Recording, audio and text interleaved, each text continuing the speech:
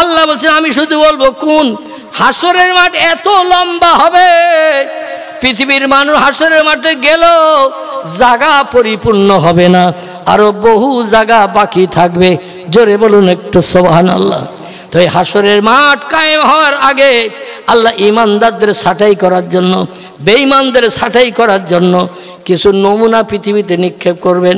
দাব্বাতুল আরদ নামের এক রকমের পাহাড় থেকে চতুষ্পদ জন্তু বার করবেন, তারা সামনে যা পাবে তাই সব খাবে, খেয়ে শেষ করবেন। এরপরও আল্লাহ নবী বলছেন শোনো, তামাম পৃথিবীতে আল্লাহ বলা মতো কোনো মানুষ যখন থাকবে না, আল্লাহ তখন বললেন আমার স্বাদের দুনিয়া আমি আর রাখবো না।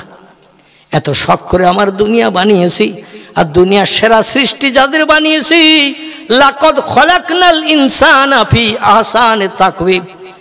আমি 18,000-এর মতো সৃষ্টি পৃথিবীতে পাঠিয়েছিলাম দুনিয়ার সৌন্দর্য শ্রীবৃদ্ধির জন্য, কিন্তু এই 18,000 সৃষ্টির ভিতরে সেরা সৃষ্টি ছিল যারা, তারা হলো মানুষ, ইনসান মানুষ। আমি এই মানুষকে আমার ইবাদতের জন্য দুনিয়ায় পাঠিয়েছিলাম। ওমা খলাকতুল জিন্না ওয়াল ইনসা ইল্লা লিয়াবুদুন। আল্লাহ বলছেন বাঘকে ইবাদতের জন্য পাঠাই নাই, ভল্লুককে পাঠাই নাই, সাপকে পাঠাই নাই, ব্যাংকে পাঠাই নাই, অন্য কোনো সৃষ্টিকে ইবাদতের জন্য পাঠাই নাই। ইবাদতের জন্য দুটি সৃষ্টি পাঠিয়েছি, একটার নাম হলো জিন, একটার নাম ইনসান। জিনেরা অতীতে আমার ইবাদত করেনি, তা আমার দুনিয়ার সৌন্দর্য শ্রীবৃদ্ধির জন্য মানুষ বানিয়ে পাঠিয়েছিলাম। মানুষ যতদিন ইবাদত করবে আমার দুনিয়া ততদিন সুজলা সুফলা সুফলা থাকবে। যেদিন মানুষ আমার আর নেবে না, সেদিন আমি দুনিয়ায় মানুষের উপরে আসমানি গজব নিক্ষেপ করব। এক একটা গজব নিক্ষেপ করব, মানুষের উচিত শিক্ষা দেব। শিক্ষা দিতে দিতে এইভাবে ইমাম মেহেদী আলাইহিস সালাম আসবে। ইমাম মেহেদী, কিছু কিছু বর্ণনাকারী বলছেন ইমাম মেহেদীর জন্ম হয়ে গেছে, তো এখনও বাইরে প্রকাশ হয়নি। ওনার নাম হবে আহমদ কিংবা মোহাম্মদ, দুটি নামের একটি নাম হবে, এবং ওনার পিতার নাম হবে আবদুল্লাহ। নবীজির মায়ের নামের সঙ্গে তার মায়ের নাম হবে আমিনা। জোরে বলুন একটু সুবহানাল্লাহ। পৃথিবীতে ওই সময় মানুষ যখন বেঈমান হয়ে যাবে, অধিকাংশ দেশের মানুষ বেঈমান হবে, স্রষ্টা মানবে না, ধর্ম মানবে না, ধর্মের আচার অনুষ্ঠান তারা মেনে চলবে না। ওই সময় ইমাম মেহেদী পাঠানো হবে। ইমাম মেহেদী মানুষের কাছে এসে কলেমার দাওয়াত, দিনের দাওয়াত, নবীর কলেমা প্রচার করবেন, কিন্তু মানুষ সেটা মানতে চাইবে না। কিছু মানুষ যখন মানতে চাইবে, ওই সময় আল্লাহ পাক মানুষের ঈমান পরীক্ষার জন্য একটা ব্যক্তিকে পাঠিয়ে দেবেন। তার আরবি নাম বলা হয়েছে দাজ্জাল। কি নাম বললাম? নাম বলা হয়েছে দাজ্জাল। নবী বলছেন এ হলো কাফের, বেঈমান। এ তামাম পৃথিবীর মানুষকে বেঈমান বানিয়ে ছাড়বে। পূর্ব প্রান্ত থেকে মানুষকে বেঈমান বানাতে বানাতে, পশ্চিমা দেশ থেকেও মানুষকে বেঈমান বানাতে বানাতে, ঘুরতে ঘুরতে মক্কা মুকাররমার কাছাকাছি এসে হাজির হবে। সিরিয়ার জমিন থেকে মানুষদিগকে বেঈমান বানাতে বানাতে দক্ষিণ দিকে মক্কার দিকে চলে আসবেন। ওই সময় আল্লাহ পাক রব্বুল আলামিন ইমাম মেহেদীর সঙ্গে তার মোকাবেলা হবে। বর্ণনাকারীদের মতে ইমাম মেহেদী আলাইহিস সালাম দীর্ঘ বীরবিক্রমের যুদ্ধ করার পরে তিনি ইন্তেকাল করবেন। দাজ্জালের কিছু স্পেশাল পাওয়ার আল্লাহ দেবেন। ও ডান হাতে জান্নাত দেখাবে, বাম হাতে জাহান্নাম দেখাবে। ও বলবে আনা রব্বুকুমুল আলা, আমি হলাম সব খোদার বড় খোদা। আমাকে যে লোকটি স্রষ্টা বলে মানবে, আমার এই জান্নাতে সে শান্তিতে থাকবে। আর আমার যে স্রষ্টা বলে মানবে না, প্রভু বলে স্বীকার করবে না, তাদের আমার এই বাম হাতে জাহান্নাম দেখছো তোমরা, এই জাহান্নামে নিক্ষেপ করা হবে। পৃথিবীর কিছু দোআঁশরে মার্কা মানুষ, তারা দাজ্জালের জান্নাতকে পছন্দ করে ওরে খোদা বলে মানবে। আর কোনো ব্যক্তিকে যদি স্রষ্টা বলে মানা হয়, তার ঈমান আর লেশ মাত্র থাকবে।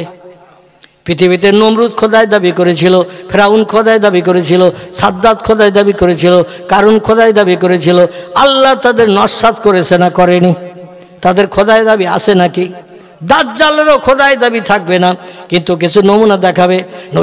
নবী সাহাবীর ইয়া রাসূলুল্লাহ, ওই লোকটা যে দাজ্জাল, ও যে খোদাদ্রোহী, চিনব কি করে? আল্লাহ নবী বললেন তার কপালে লেখা থাকবে আরবিতে 3টি অক্ষরে নাম কাফেরে। তার কপালে লেখা থাকবে কাফেরে, মানে একসঙ্গে করলে হয় কাফের। কাফের মানে হলো খোদাদ্রোহী। তার চেনার জন্য আরেকটা নমুনা বলছি, তার একটা চোখ থাকবে কানা, একটা চোখ থাকবে ভালো।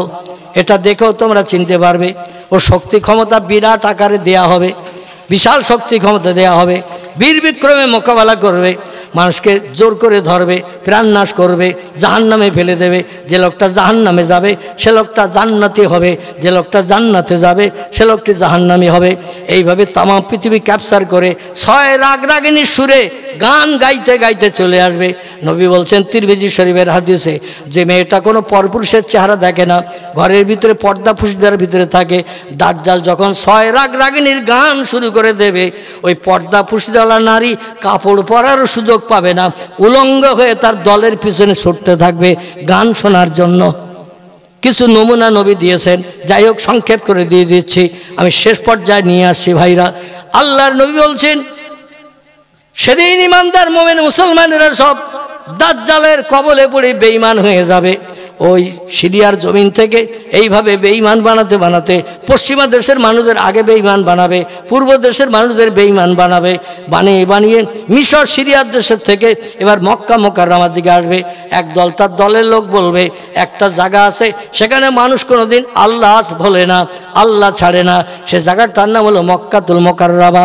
ওখানে কোনো বেঈমানের বসবাসের সুযোগ নাই, ওখানে কোনো খোদাদ্রোহীর বসবাসের সুযোগ নাই।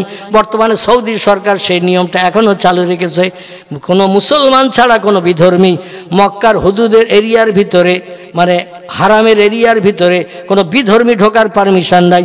চেকপোস্টে পাসপোর্ট দেখা হয় এবং তার নামটা ইসলামী আছে কিনা, মুসলমান কিনা, পরিচয় যদি পায় পাসপোর্টে তাহলে ঢুকতে দেবে কাবার এরিয়ায়। মদিনার এরিয়াও একটা হুদুদ আছে 12 কিলোমিটার পর্যন্ত এরিয়া করা, এর ভিতরে কোনো ব্যক্তি ঢুকতে গেলে কোনো বিধর্মী বেঈমান ঢোকার সুযোগ নাই।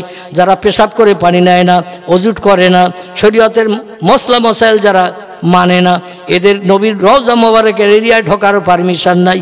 যাই হোক সব দেশকে বিভ্রান্ত করে এবার যখন সিরিয়ার জমিন থেকে উত্তর দিক থেকে দক্ষিণ দিকে আসবে, আল্লাহ পাক ওই সময় দামেস্কাসের জমিনে একটা মসজিদ আছে, সাদা গম্বুজের মসজিদ। কি গম্বুজ বললাম? সাদা গম্বুজের একটি মসজিদ আছে, দেশটির নাম হলো দামেস্কাস। এই গম্বুজের মসজিদের ছাদের উপরে আল্লাহ পাক ঈসা রুহুল্লাহকে নামিয়ে দিয়ে দেবেন।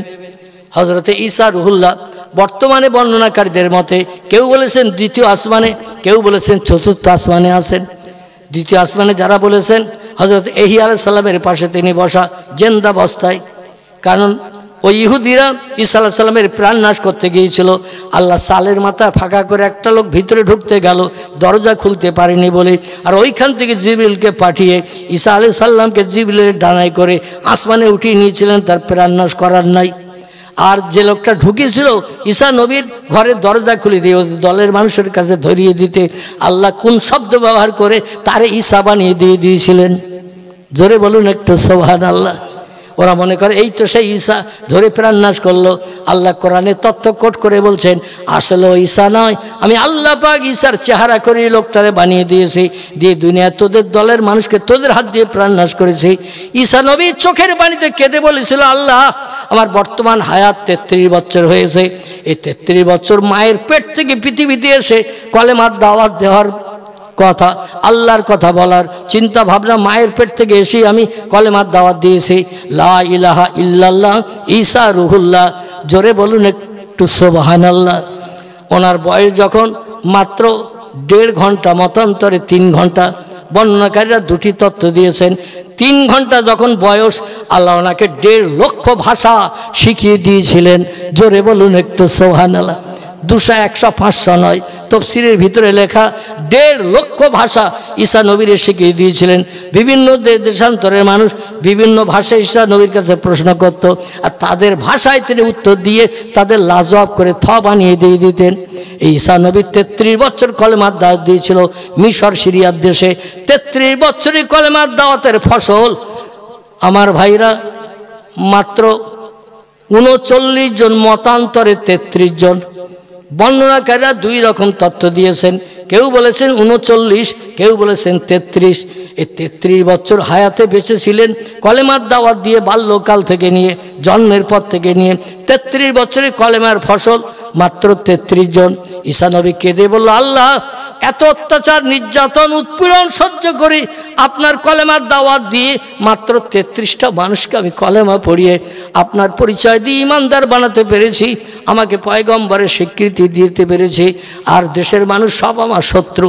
আল্লাহ, আমি এই দেশে আর কলেমার দাওয়াতের প্রচার প্রসার করতে চাই না। আমি যথেষ্ট অপদস্থ হয়েছি, তবে জিবরিল আমিন মারফত আমি তত্ত্ব শুনেছি আমার পরে একজন পয়গম্বর পৃথিবীতে আসবেন, তার নাম আহম্মদ কিংবা মোহাম্মদ হবে।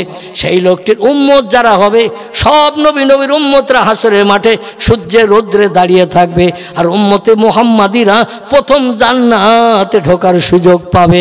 জোরে বলুন একটু সুবহানাল্লাহ। আমরা কারা? আমরা উম্মতে মুহাম্মাদি। উম্মতে মুহাম্মাদি যারা হবে সব নবীর উম্মতেরা হাসরের মাঠে সূর্যের রৌদ্রে দাঁড়িয়ে থাকবে 50,000 বছরের লম্বা দিন, আর প্রথম জান্নাতে ঢোকার সুযোগ পাবে উম্মতে মুহাম্মাদিরা।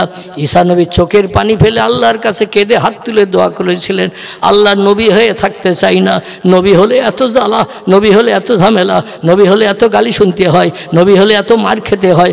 আগে যদি জানতাম আমি নবী হয়ে মরিয়মের বেটা ঈসা দুনিয়ায় আসতাম না।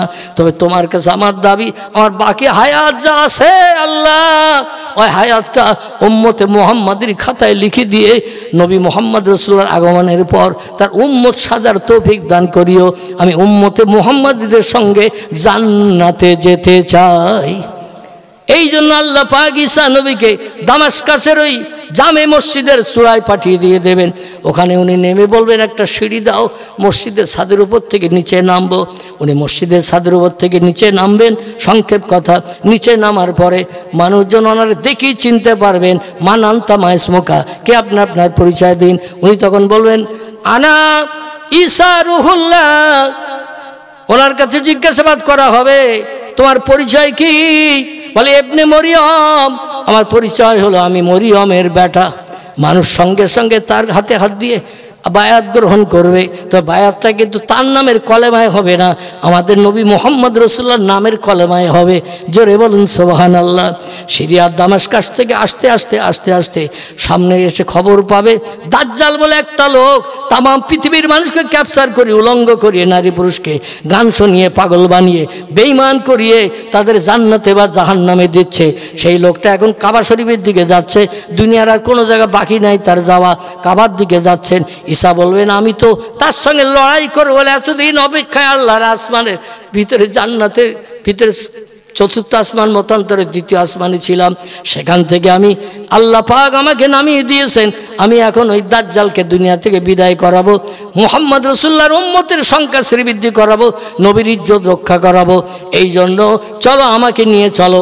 যারা দাজ্জালের সঙ্গে মোকাবেলা করে জয়ী হতে পারেনি, আল্লাহর রহমত হলে আমি দাজ্জাল থেকে দুনিয়া থেকে নিকেশ করে দিয়ে মুহাম্মদ রাসূলুল্লাহর দিন দুনিয়ায় প্রচার করাবো। আস্তে আস্তে আস্তে আস্তে মক্কা নগরীর কাছাকাছি, কেউ বা বলেছেন ইরাকের দেশের একটি নদী আছে, নাম হলো তার ফোরাতের নদী। এই নদীর কাছাকাছি যখন তিনি এসে যাবেন, দাজ্জাল দেখেই পালাতে শুরু করে দেবে। ঈসা নবী দলবলকে বলবেন, ধরো ধরো, এবার বীর বিক্রমে যুদ্ধ হবে। লম্বা ঘটনা সংক্ষেপ করে আমি শেষ করে দিচ্ছি। যুদ্ধ হবে দাজ্জালের সঙ্গে ঈসা নবীর, কিন্তু আল্লাহর আসমানের রহমত ঈসার উপরে থাকার কারণে এই বিশাল শক্তিশালী ক্ষমতাশালী বিশাল আকারের দেহধারী লোকটা একটা চোখ কানা থাকবে, কপালে কাফের লেখা থাকবে, এবং তার শরীরটা ওই রকম শরীর স্বাস্থ্য ভয়ঙ্কর থাকবে। প্রাণ নাশ তাকে করে দিয়ে ঈসা নবী মক্কা নগরীতে চলে আসবেন, কাবা শরীফ তওয়াফ করবেন, দেশের জনগণ তার উপরে নেতৃত্ব দেবেন। আপনি যখন দুনিয়ার শত্রুকে আল্লাহর শত্রুকে নিপাত করে দিয়েছেন, আপনার হাতে হাত দিয়ে আমরা বায়াত হব।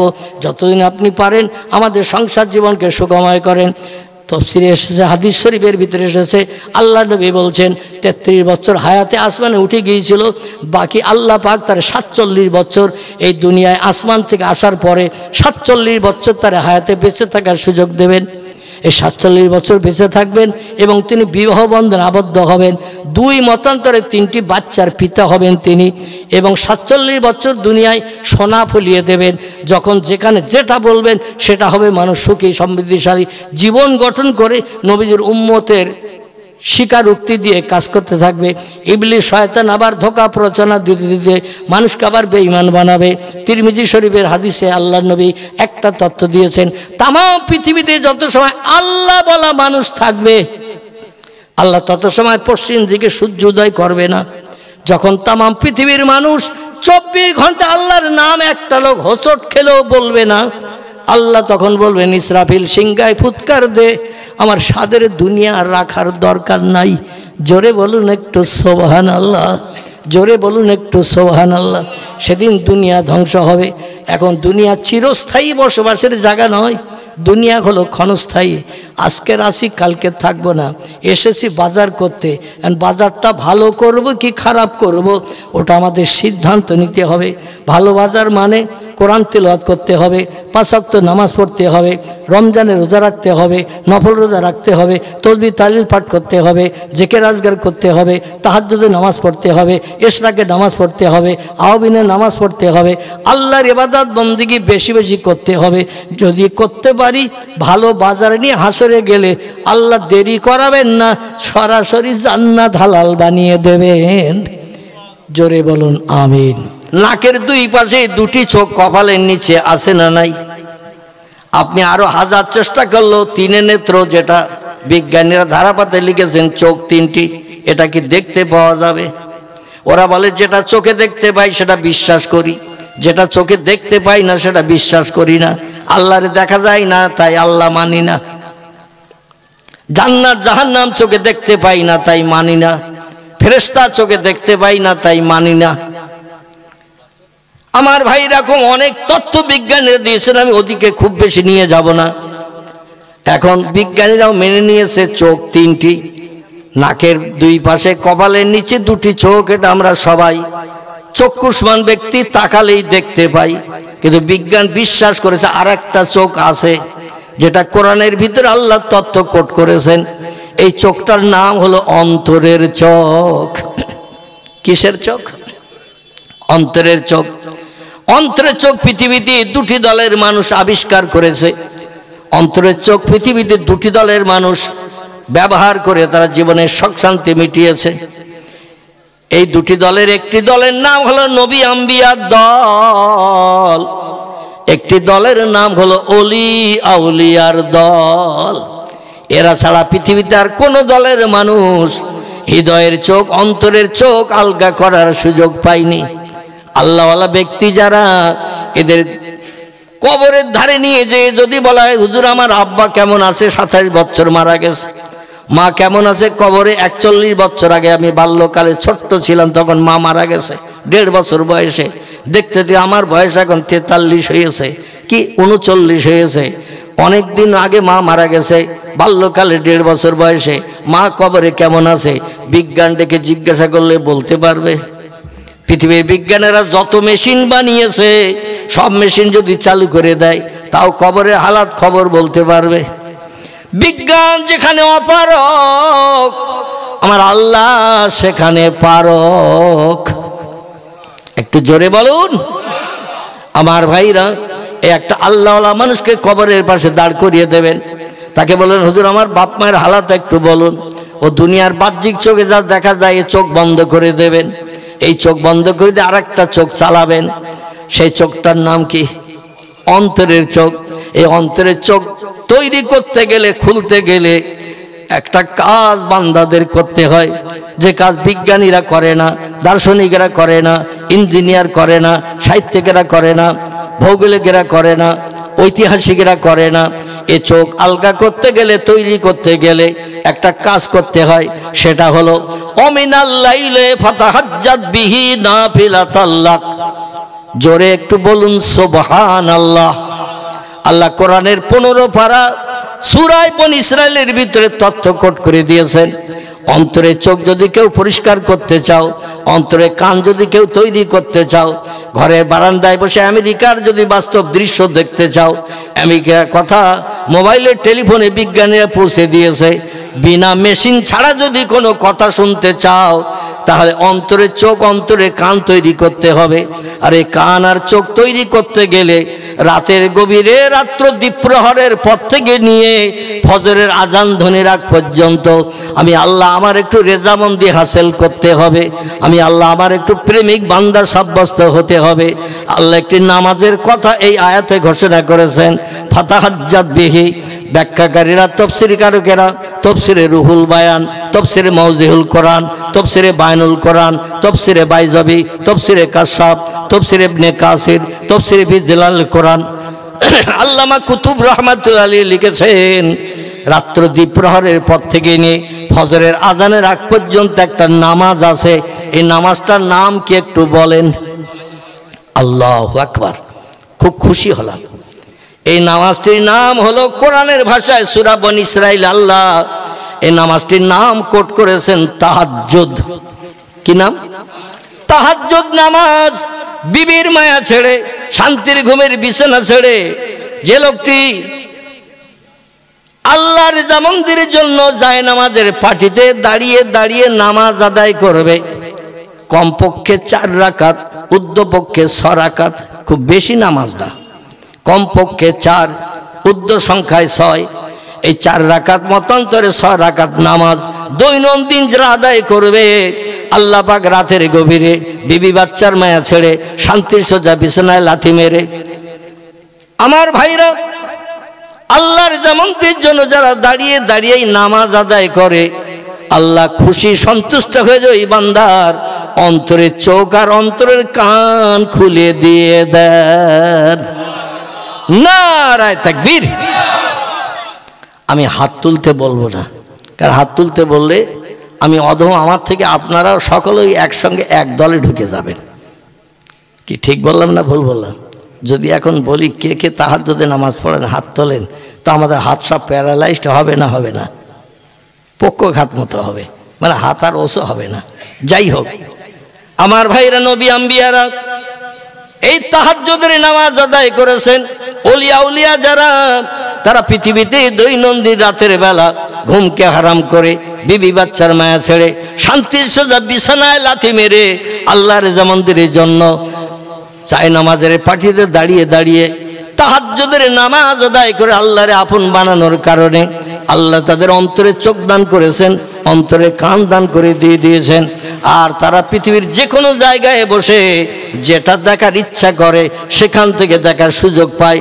বর্তমান বিজ্ঞানের যুগের বিজ্ঞানীরা টেলিভিশন মেশিন বানিয়ে আমাদের মগজ সাফ করে দিয়েছেন। যখন টেলিভিশন মেশিন ছিল না, এরোপ্লেন যখন বিজ্ঞান বানায়নি, হযরতে সুলাইমান নবীর কথা বললে মানুষ বলতো মানুষ কি আবার পাখির মতো উড়ে যেতে পারে নাকি? শূন্যে উড়ে যেতে পারে নাকি? পাখিদের ডানা আছে তাই উড়ে যায়, মানুষের ডানা বাজু নাই, উপরে ছেড়ে দিলেই ঝপ করে পড়ে যাবে। বিজ্ঞানীরা রিসার্চ করলো, হযরতে সুলাইমান নবীর জীবনী নিয়ে রিসার্চ করলো, হযরতে ইউসুফ নবীর জীবনী রিসার্চ করলো। রিসার্চ করে নতুন একটা যন্ত্র বিজ্ঞানীরা খুব তাড়াতাড়ি বার করে দিয়ে দেবে। আপনার ছেলে আপনার মেয়ে যদি কোনোদিন অশান্তি করে রাগান্বিত হয়ে ঘর ছেড়ে বেরিয়ে কোথাও চলে যায়, বিজ্ঞান এমন মেশিন বার করছে খুব তাড়াতাড়ি, এখনো বেরোয়নি। ইউসুফ নবী ওনার ভাইরা ওনাকে কুয়ার ভিতরে ফেলে দেওয়ার পরও বাবার কাছে বললো, ওয়াকালাত যে বা ইউসুফা ইয়া আবি, ও আমাদের পিতা, ছোট ভাই ইউসুফকে নিয়ে আমরা জঙ্গলের ভিতরে গরু মেষ ছাগলগুলো ছেড়ে দিয়ে খেলা করছিলাম, আর একটা নেকড়ে বাঘ দৌড়িয়ে ছুটে এসে আমাদের কাউকে ধরেনি, ইউসুফের ধরে গালে করে নিয়ে জঙ্গলের গহীন বনে চলে গেছে। হাজার চেষ্টা করেছি ইউসুফকে ছাড়াতে পারেনি। ওয়াকালাত যে বা ইউসুফা, আপনার মোহাব্বতের ছেলে যারা সবসময় কাছে করে রাখেন সেই ইউসুফকে কিন্তু বাঘে খেয়ে নিয়েছে। হযরতে ইয়াকুব নবী বলেছিলেন, ছেলেরা তোমরা বলছো আমার ছেলে ইউসুফকে বাঘে খেয়েছে, আমার ছেলে ইউসুফ জিন্দা, তার গায়ের গন্ধ আমি এইখানে বসে না খেয়ে পাচ্ছি। আর একটু জোরে বলা যাবে না? ইয়াকুব নবীর কথা সত্য না ওনার ছেলেদের কথা সত্য? 11 জন ছেলে এসে একটা তথ্য দিল, তাদের কথা সত্য হয়নি। আর ইয়াকুব নবী বুড়ো মানুষ বলছে আমি ঘরে বসে ওর গায়ের গন্ধ পাচ্ছি। বাসের ভিতরে একটা লোক যদি দামি আতর মেখে বাসে ওঠে, আর গাড়ি যখন চলবে অধিকাংশ যাত্রীদের নাকেও আতরের গন্ধ লাগে না? লাগে না? মসজিদের ভিতরে যদি জুমার নামাজ পড়তে শুক্রবারে কেউ আতর মেখে যায়, পাশের লোকেরা গন্ধ পায় না? পায় না? ওই রকম ছেলের গায়ের একটা গন্ধ ছিল। পয়গম্বর মুহাম্মদুর রাসূলুল্লাহ সাল্লাল্লাহু আলাইহি সাল্লামের গায়ের গন্ধ ছিল মেশকে আম্বরের থেকেও উত্তম। জোরে বলুন সুবহান। নবীজি পেশাব করতেন, আমাদের পেশাব দুর্গন্ধ না আতরের মতো সুগন্ধ? মসজিদে দেখবেন যেখানে পেশাব ঘর আছে সেখানে মানুষ পেশাব করতে গেলে নাকে একটা বিকট দুর্গন্ধ লাগে না, লাগে না? কিন্তু পয়গম্বর মুহাম্মদ রাসূলুল্লাহর পেশাব ছিল মিশকে আম্বরের থেকেও সুগন্ধ। আমরা যদি রাস্তার ধারে আমাশার পায়খানা লেগেছে, নাউজুবিল্লাহ, এমন বেগ লেগেছে মনে হচ্ছে যেন 1.5 মণ হবে আমাশার পায়খানা। হঠাৎ বেগ লাগলে পেটে কামড় করে না? তখন মনে হয় কোথায় কাপড় আলগা করব, কোথায় পায়খানা করব, যদি না করি তো জামা কাপড় নোংরা হবে। তো রাস্তার ধারে বসে পায়খানা করলো, 10 মিনিট ধরে ধরে আমাশার পায়খানা 5 গ্রাম হয়েছে। ক গ্রাম? ছোট্ট একটুখানি আমাশার দোলা, তো মনে হচ্ছে যেন 1.5 মণ হবে। আচ্ছা, এই পায়খানা টাইখানা মাঝে মধ্যে যখন খুব বেগ লাগে রাস্তার ধারেও অনেকে করে, বাড়ি আসার আগে, অনেক দূরের পথ বাড়ি। এখন এখানে পায়খানা ফিরে যদি চলে যায়, কুকুর আর শুকর যদি এই পায়খানা দেখতে না পায়, 7 দিন পরে যদি যায়, ও পায়খানা নজরে দেখা যাবে না, যাবে না? শুকরও দেখতে পায়নি, কুকুরও দেখতে পায়নি, মানে যারা প্রিয় খাবার পছন্দ করে খায় তাদের নজরে পড়েনি। তাহলে ও মাল ওখানে থাকবে না চলে যাবে? থাকবে। পয়গম্বর মুহাম্মদ রাসূলুল্লাহর পায়খানা এমন সুগন্ধ দ্রব্য ছিল, যখনই পায়খানা করতেন জমিন হা করে নবীজির পায়খানা মুহাব্বতের সঙ্গে গিলে খেয়ে নিতেন। সাহাবীরা বলছেন আমরা 1000 চেষ্টা করেছি, কিন্তু পয়গম্বর মুহাম্মদ রাসূলুল্লাহর পায়খানার কালার কেমন, হলুদ না কালো না সাদা, কি রং, আমরা দেখার চেষ্টা করেছি, কিন্তু আমরা কোনোদিন নজরে দেখতে পাই নাই। যেখানে পয়গম্বর পায়খানা ফিরেছেন, কাজায় হাজাতের কাজ মিটিয়েছেন, আমরা সাইড দিয়ে ঘুরে পয়গম্বর যাতে দেখতে না পায়, দেখলে আবার লজ্জা পেতে পারে, এই জন্য সাইড দিয়ে ঘুরে যেয়ে দেখেছি, কিন্তু আমরা কোনোদিন পয়গম্বরের পায়খানা নজরে দেখতে পাই নাই। জোরে বলুন একটু সুবহানাল্লাহ। তাহলে নবী আর আমরা কি এক দলের মানুষ, একই রকম? একটু আলাদা আছে কিনা? আল্লাহ পাক বলছেন, এ দুনিয়ার মানুষেরা তোমরা শোনো, ইন্নামা আনা বাশারুম মিসলুকুম ইউহা ইলাইয়া। রে হাবিব, আপনার উম্মত মণ্ডলী দেশের মানুষ মক্কাবাসীদের আপনি জানিয়ে দিয়ে দিন, তোমরা যেমন মানুষ আমি মুহাম্মদও তেমন মানুষ। তোমরা যেমন মানুষ আমি মুহাম্মদও দেখতে অবিকল তেমন মানুষ। তোমাদের যেমন 2টো চোখ আমারও তেমন বাহ্যিক 2টো চোখ। তোমাদের যেমন একটা নাক 2টো ছিদ্র আমারও তেমন একটা নাক 2টো ছিদ্র। তোমাদের গালে যেমন একটা জিভ আমারও তেমন একটা জিভ। তোমাদের গালে যেমন 2 পাটি দাঁত আমারও গালে 2 পাটি দাঁত। তোমাদের এক এক পাটিতে 16খানা, আমারও 17খানা নাই বা 15খানা নাই, আমারও 16খানা।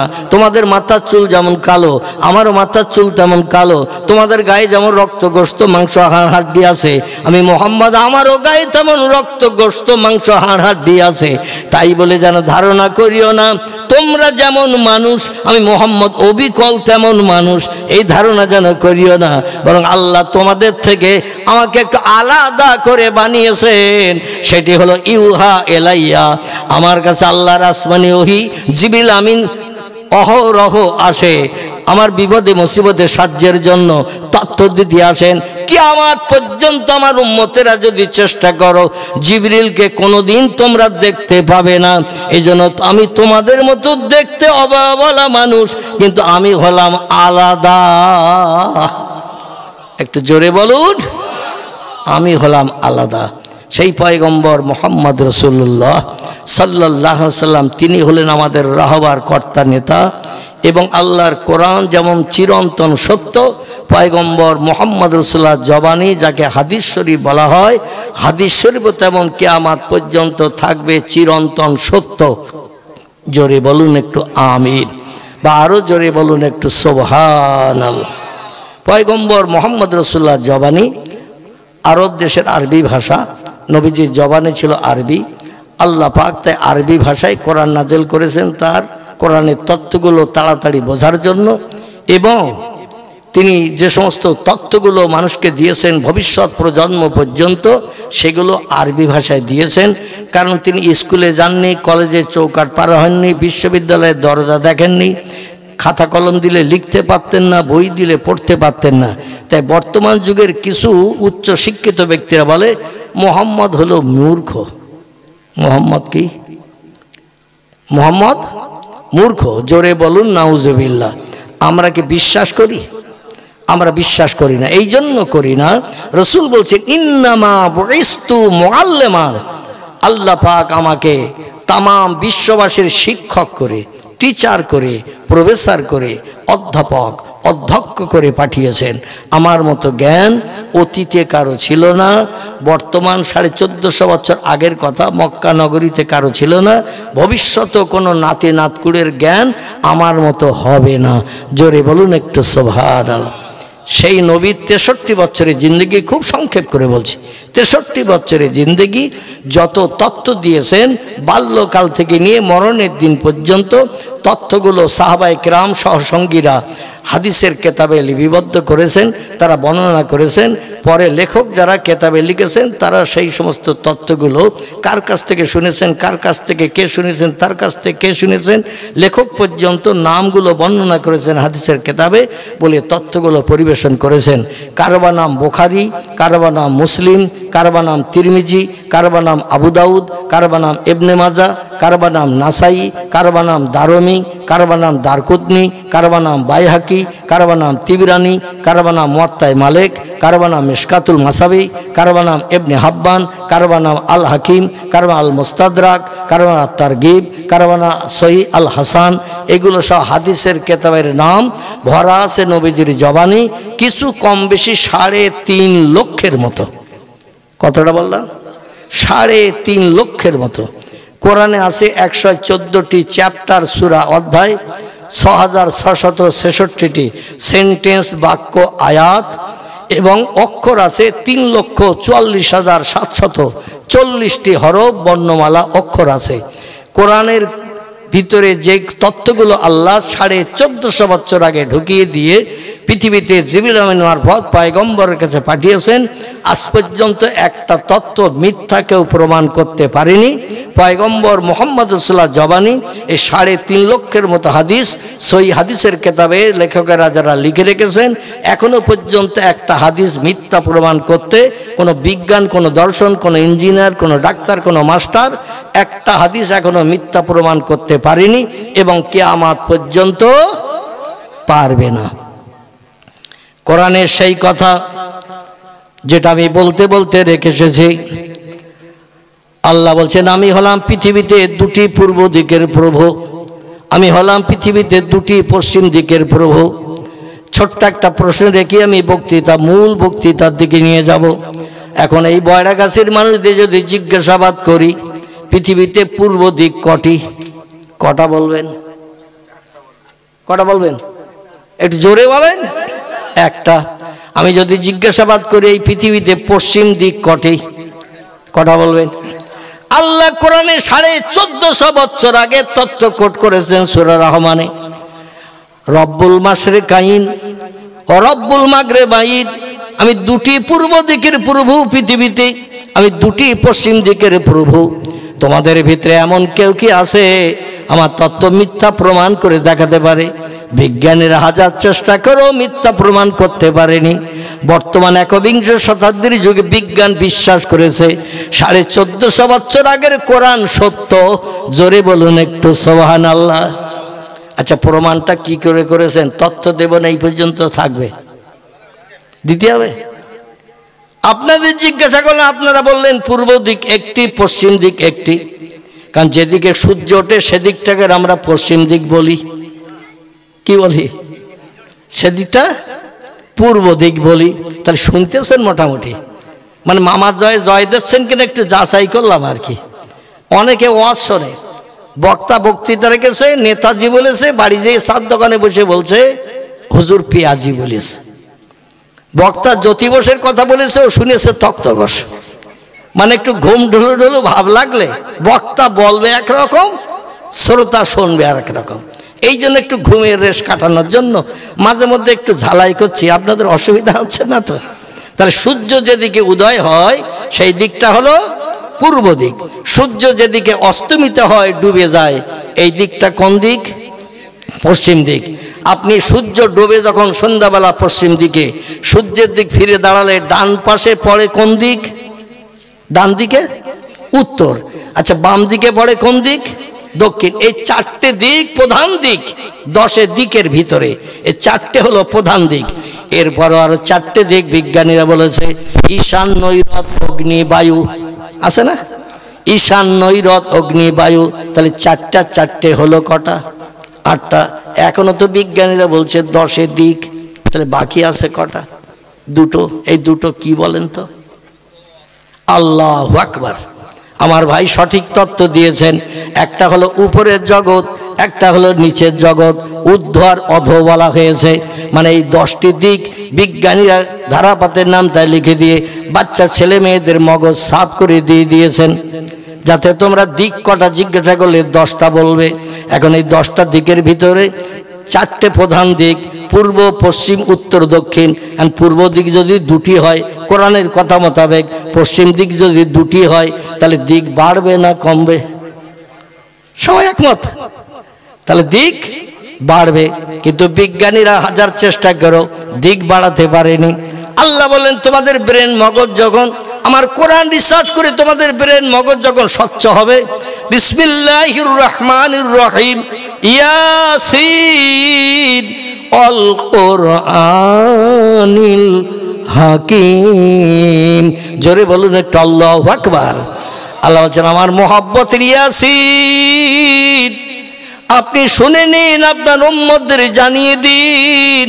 অল কোরআনিল হাকিম, আমার কোরআনকে মহাবিজ্ঞান করে আপনার উম্মতের কল্যাণের জন্য পৃথিবীতে পাঠিয়েছি। আমার কোরআন আপনার উম্মতরা যত রিসার্চ করবে, গবেষণা করবে, কিয়ামত পর্যন্ত নিত্য নতুন তথ্য কোরআন রিসার্চ করে করে বার করে তারা জীবনের শখ শান্তি মিটাবে, দুরূহ কাজকে সহজ করবে। কোরআন হলো মহাবিজ্ঞান। কোরআন ছাড়া পৃথিবীতে কোনো প্রযুক্তি যুগের যন্ত্রপাতি মেশিন পৃথিবীর মানুষ বানাতে পারেনি।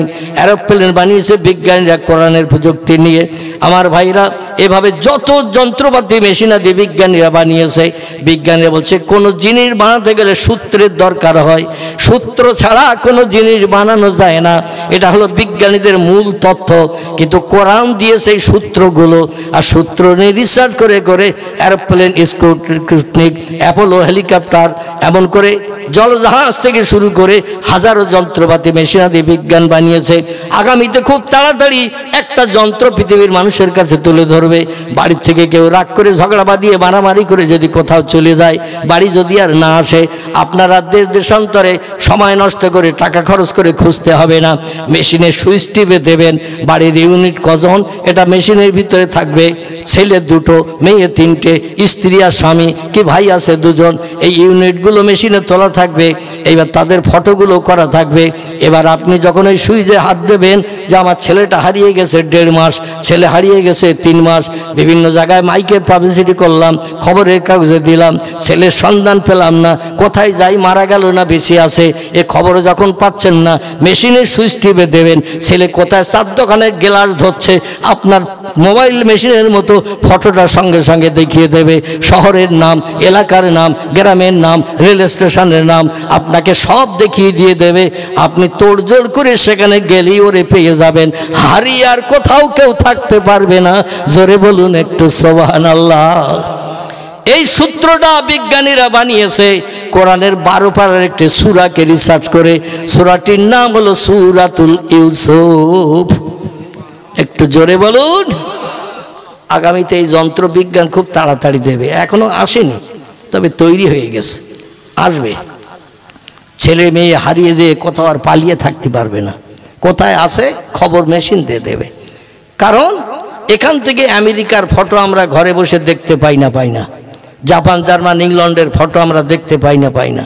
তাই তাম বিশ্বের যে কোনো জায়গার ফটো যদি দেখতে চাই, বিজ্ঞান যদি আমাদের ঘরে বসিয়ে দেখাতে পারে, এখান থেকে টেলিফোন করলে হাওয়ার মাধ্যম দিয়ে, টাওয়ারের মাধ্যম দিয়ে দুনিয়ার যে কোনো দেশে আপনার আপনজন থাকলে ফোনের তার সঙ্গে কথা বলা যায় না। এগুলো যদি বিজ্ঞান সম্ভব করতে পারে, এটাও পারবে আগামীতে ইনশাল্লাহ। তবে মূল তত্ত্ব হলো কোরআনের সূত্র। জোরে বলুন একটু সুবহান। আল্লাহ বলছেন বিজ্ঞানীরা রিসার্চ করো, গবেষণা করো। ইয়াকুব নবী ঘরে বসে গন্ধ শুকে বলল আমার ছেলে বেঁচে আছে। তোরা হাজার বললো আমি বিশ্বাস করব না। পরবর্তী 35-40 বছর পরে ছেলের সঙ্গে আবার বাবার সাক্ষাৎ আল্লাহ করিয়েছিলেন না করার নাই? করিয়ে দিয়েছিলেন। উনি যে বলেছিলেন আমার ছেলে বেঁচে আছে, সেটা বাস্তব প্রমাণ ছেলেদের চোখে আঙুল দিয়ে দেখিয়ে দিয়েছিলেন। আমার ভাইরা, পৃথিবীর বিজ্ঞানীরা, নবীরা যখন কথা বলতেন আল্লাহর তরফ থেকে এলহামের মাধ্যম দিয়ে, জিবরিল আমিনের মাধ্যম দিয়ে পয়গম্বর কথা বলতেন। একটা ছোট্ট তথ্য আপনাদের কাছে দিলে বুঝতে সুবিধা হবে।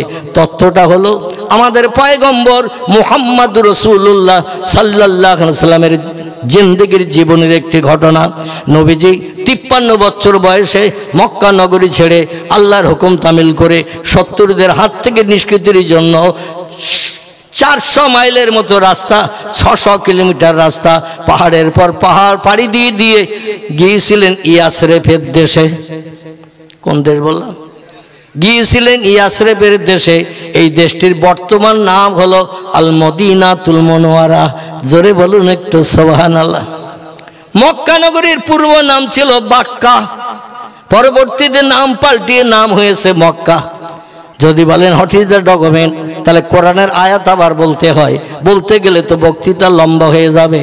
আল্লাহ পাক কোরআনের ভিতরে তত্ত্ব দিয়ে দিয়েছেন, লাল্লাযী বে বাক্কাতা মুবারাকা ওয়া হুদাল লিল আলামিন ইন্না আউওয়ালা বাইতিন উদিয়া লিন-নাসে লাল্লাযী বে বাক্কাতা। জোরে বলুন একটু সুবহানাল্লাহ। আল্লাহ বলছেন শোনো, আমি পৃথিবীতে প্রথম আমার ইবাদতের ঘর জিবরিল আমিনের হাত বরাবর বানিয়েছিলাম, যে জায়গাটার নাম ছিল বাক্কা। আল্লাহ কোরআনে তথ্য কোট করেছেন, যখন পৃথিবীতে জিনও ছিল না, মানুষ ছিল না, কোনো জীবজন্তু ছিল না, তখন পৃথিবীর খবর রাখতেন কে? আল্লাহ রাখতেন। আল্লাহ সেই খবরের তথ্য কোরআনে কোট করে দিয়েছেন, যা বিজ্ঞানের ঠাকুরদাদার বাবা হাতুড়িও পাবে না। আল্লাহ কোরআনে সেই তত্ত্ব পরিবেশন করেছেন, ইন্না আউওয়ালা বাইতিন, নিশ্চয়ই পৃথিবীতে প্রথম ইবাদতের ঘর আমি আল্লাহ বানিয়েছিলাম আমার সেরা ফেরেশতা জিবরিল আমিনকে দিয়ে, লাল্লাযী বে বাক্কাতা। আল্লাহ পাক বলছেন ওই জায়গাটার নাম ছিল পূর্বে বাক্কা, পরবর্তীতে মানুষের মাধ্যম দিয়ে নাম পাল্টিয়ে নাম হয়েছে মক্কা। নবী যে দেশে হিজরত করে গেলেন 600 কিলোমিটার রাস্তা মক্কা থেকে উত্তর দিকে, এই দেশটির নাম ছিল ইয়াসরিব, পরবর্তীতে নাম হয়েছে আল মদিনাতুল মুনাওয়ারা। জোরে বলুন একটু সুবহানাল্লাহ। মদিনায় যে নবী কলেমার দাওয়াত দিলেন, 13 বছর মক্কায় থেকে নবী কলেমার দাওয়াত দিলেন। মক্কাবাসীরা কলেমা পাঠ করল না। 39-40 মতান্তরে 50 জনের মতো মানুষ কলেমা পড়েছিল নবীর হাতে হাত দিয়ে। প্রকাশ্য কলেমা প্রকাশ করত না, শত্রুদের কাছে মার খাওয়ার ভয়ে, জীবন নাশের ভয়ে গোপনে গোপনে কলেমার প্রচার প্রসার চলতো। আর রাসূলের উপরে অত্যাচারী স্টিম রোলার মক্কার মানুষ চালাতো। কারো নাম আবু জেহেল, কারো নাম আবু লাহাব, কারো নাম উমাইয়া বিন খালব, কারো নাম সুফিয়ান ইবনে খালিদ হারবি, কারো নাম উতবা, কারো নাম ওতাইবিয়া, কারো নাম শাইবিয়া, কারো নাম একরমা, কারো নাম আবু সুফিয়ান, কারো নাম নাজ্জার। এইভাবে বিখ্যাত বিখ্যাত লিডার যারা ছিল, এরা বিশ্ব নবীর উপরে অত্যাচারী স্টিম রোলার চালাতো। সুবর্ণ সুন্দর চেহারাটা, বিশ্ব সুন্দর ব্যক্তি হলেন পুরুষের ভিতরে 2 জন। একজন হলেন পয়গম্বর ইউসুফ নবী, আর একজন হলেন আমাদের নবী। তাম পৃথিবীতে কিয়ামত পর্যন্ত যত সুন্দর সৌন্দর্য মণ্ডিত মানুষ এই দুনিয়ায় জন্ম নেবে, এদের ভিতরে 2 জন ব্যক্তি হলেন বিশ্ব সুন্দর। একজন হলেন ইয়াকুব নবীর বেটা হযরতে ইউসুফ আলাইহিস সালাম, আরেকজন হলেন আমাদের পয়গম্বর মুহাম্মদুর রাসূলুল্লাহ সাল্লাল্লাহু আলাইহি সাল্লাম। মা আয়েশা বলছেন শোনো, ইউসুফকে তোমরা 1 নম্বর যেন বলবে না আমি মুহাম্মদুর রাসূলুল্লাহর বিবি হয়ে আমি 9 বছর কাল সংসার করেছি। নবীর চেহারার সৌন্দর্য সম্পর্কে তথ্য দিচ্ছি। ইউসুফ নবীর চেহারা দেখতে যে পাগল হয়ে হাতের 4টে আঙুল কেটে দিয়েছিল লেবু কাটতে যে। আর ওই মেয়েদের যদি আমার স্বামীর চেহারা দেখানো হতো, তারা শুধু লেবু কাটতে যে আঙুল কাটতো না, বরং নিজের কলিজা পর্যন্ত কেটে বার করে দিত। জোরে বলুন একটু সুবহানাল্লাহ। এত এত সৌন্দর্যমণ্ডিত চেহারা আল্লাহ পয়গম্বর মুহাম্মদ রাসূলুল্লাহকে দান করেছিলেন। মক্কার মানুষ এই চেহারা সৌন্দর্যের দিকে তাকিয়েও মার বন্ধ করেনি। সারা দেহ বসন্তের দাগের মতো দাগ করে দিয়েছিল, পাথর মেরে মেরে সারা দেহ রক্তপ্লুত করে জামা কাপড় ভিজিয়ে দিয়েছিল, পায়ে জুতো পর্যন্ত রক্তের ভিতরে অ্যাটেস্ট হয়ে গিয়েছিল। নবীজি যখন চরম অত্যাচারে প্রাণ নাশের আশঙ্কা হলেন, আল্লাহ পাক জিবরিল আমিনকে দিয়ে বললেন, এ জিবরিল, আমার নবীরে তার নানার বাড়ির দেশে আসতে বলো। ও দেশের মানুষ আমার নবীর আর দুনিয়ায় বেঁচে থাকতে দেবে না। আমি হলাম শেষ পয়গম্বর করে পাঠিয়েছি। খাতামান নবিয়্যিন, মুহাম্মদের পরে আর কোনো পয়গম্বর পৃথিবী আসবে না। ইনি হলেন পয়গম্বরদের শেষ। এখনই যদি পয়গম্বরের প্রাণনাশ হয়ে যায় তাহলে কিয়ামত পর্যন্ত ইসলাম পৃথিবীতে থাকবে না। ইন্নাদ দীনা ইনদাল্লাহিল ইসলাম। আল্লাহ কোরআনে তথ্যকট করে দিয়ে বলছেন, পৃথিবীতে যত ধর্ম মত পথ আছে সব ধর্মের ভিতরে আমি আল্লাহ পাক ইসলাম ধর্মটাকে বেশি পছন্দ করি, ভালোবাসি। ওটাই হলো আমার কাছে মনোপুত। জোরে বলুন একটু সুবহানাল্লাহ। পয়গম্বর মুহাম্মদ রাসূলুল্লাহ মদিনায় যখন গেলেন, মদিনার মানুষ দলে দলে নবীর নবী বলে মেনে নিল। কলেমায়ে শাহাদাত, কলেমায়ে তৌহিদ পাঠ করলো। লা ইলাহা ইল্লাল্লাহু মুহাম্মাদুর রাসূলুল্লাহ। এই 600 কিলোমিটার দূরে যে নবী যখন 13 বছর পরে মদিনায় গেলেন, কলেমার দাওয়াত দিলেন, সে দেশের মানুষ দলে দলে কলেমা পড়তে শুরু করলো। কারণ ওই দেশের মানুষেরা একটু শিক্ষিত ছিল, তৌরিত জানতো, জব্বুর জানতো, ইঞ্জিল জানতো, অন্য অন্য ধর্মগ্রন্থ তারা জানতো। আর অধিকাংশ ধর্মগ্রন্থের ভিতরে শেষ যুগের পয়গম্বর আসবেন যিনি, তার নাম মুহাম্মদ কিংবা আহম্মদ, দুটি নাম লিপিবদ্ধ করা ছিল। জোরে বলুন একটু সুবহানাল্লাহ। তার পিতার নাম হবে বিষ্ণু যশা, তার মায়ের নাম হবে সুমতি, যার আরবি নাম হলো আমিনা এবং আব্দুল্লাহ। জোরে বলুন একটু সুবহানাল্লাহ। নামের সঙ্গে তার পিতামাতার নামের সঙ্গে পরিচয় যখন শিক্ষিত মানুষেরা, মদিনার মানুষেরা পেয়ে গেল, দলে দলে নবীর হাতে হাত দিয়ে কলেমা পড়ে মুসলমান হলো। মক্কার মানুষ রাতে আর ঘুম হয় না, বলে মোহাম্মদ ওখানে যেহেতু দল তৈরি করছে। 13 বছর মক্কায় ছিল, দল তৈরি করতে দেয়নি। যারা মোহাম্মদের দলে ঢুকেছে অত্যাচার উৎপীড়ন করে আমাদের দলে ঘোরানোর চেষ্টা করেছে। আর যদিও কেউ বা মোহাম্মদের দলে ছিল প্রকাশ করেনি কলেমার কথা, কিন্তু ওখানে তো দলে দলে মানুষ কলেমা পড়ছে। মোহাম্মদ রাসূলুল্লাহর হাতে গড়া একটা মসজিদে তৈরি হয়ে গেছে, মসজিদে তারা নামাজ পড়ছে। মোহাম্মদকে বেশি দল তৈরি করতে দেয়া যাবে না, তাড়াতাড়ি মোহাম্মদকে দুনিয়া থেকে সরিয়ে দিতে হবে। চলে এই মক্কা থেকে উত্তর দিকে 600 কিলোমিটার রাস্তা, ওখানে যেয়ে যুদ্ধ করে মোহাম্মদ তার দলবলকে দুনিয়া থেকে নিকেশ করে দেব।